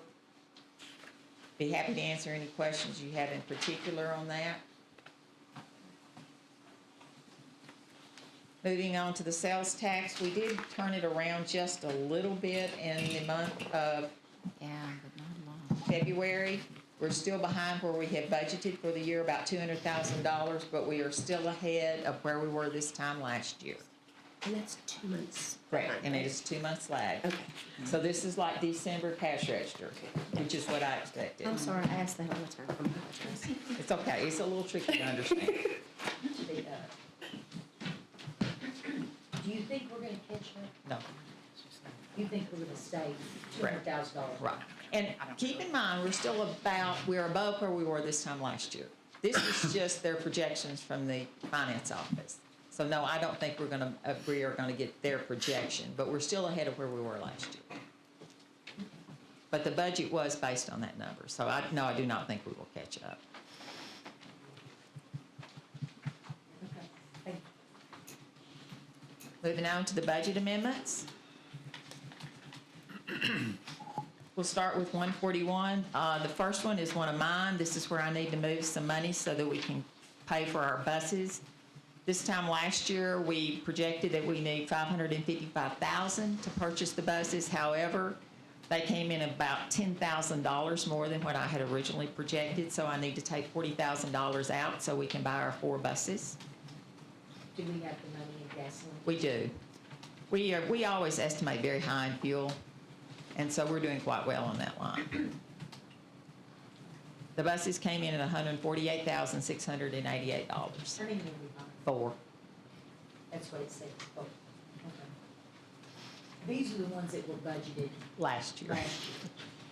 So you try to do this, and you're trying to guess a year in advance, and it's really tricky to do that. Okay. The next 141 is a CTE, just a general fund cleanup. If there's any questions on that, I'm sure Dr. Eldridge will be glad to answer those. Basically to catch up her subline and some other things.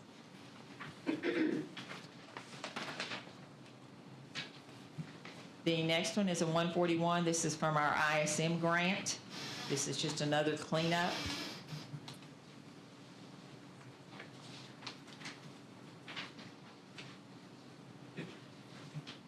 And I think that concludes all of the 141s. Oh, I've got my summer school. How could I forget my summer school? This is my most proud budget amendment. This basically just puts money that the state is going to fund summer school again this year. Hallelujah. And this just puts it in the budget so when summer school starts, we'll be able to pay our folks and buy supplies. I'll make a motion we approve all 141s. Second. So we have a first and second. Are there any discussions on our resolutions? If not, Ms. Dahl? Yes. Ms. Nichols? Yes. Ms. Hale? Yes. Mr. Zaki? Yes. Mr. Davis? Yes. Mr. King? Aye. Ms. Hamby? She's not here. She asked me to mention that she had to leave due to her husband's health issue that he's Okay, having. I'm so sorry. Ms. Dowd? Yes. And Ms. Austin votes yes, so all of your resolutions are approved. 141. 141. Moving on to 142, this is on the Perkins grant. There again, this is just a cleanup. And then we have another 142 that is related to ESSER. This basically just balances out towards the end of the year so that everything agrees appropriately in the plan.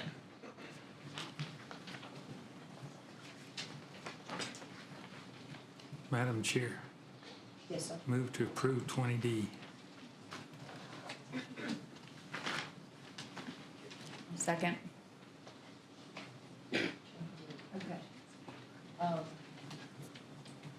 The ESSER. Why are we moving that? Is that a cleanup? It's just to clean up. That's some funds that they weren't going to utilize, that they realize now that they won't be utilizing this year in that particular line, and they're just moving it to lines that they can be utilized before it runs out. Okay, thank you. The clock is ticking.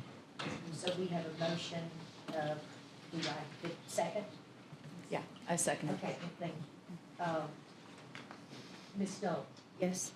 Ms. Nichols? Yes. Ms. Hale? Yes. Mr. Savage? Yes. Mr. Davis? Yes. Mr. King? Aye. Ms. Stout? Yes. And Ms. Boston votes yes. So the 142s are approved.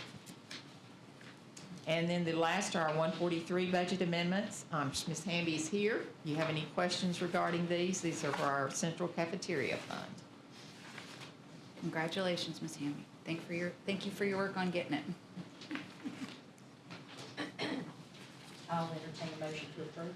Madam Chair, move to approve 20E. Okay, which is your 143 budget amendments. Second. Okay, and we have a second.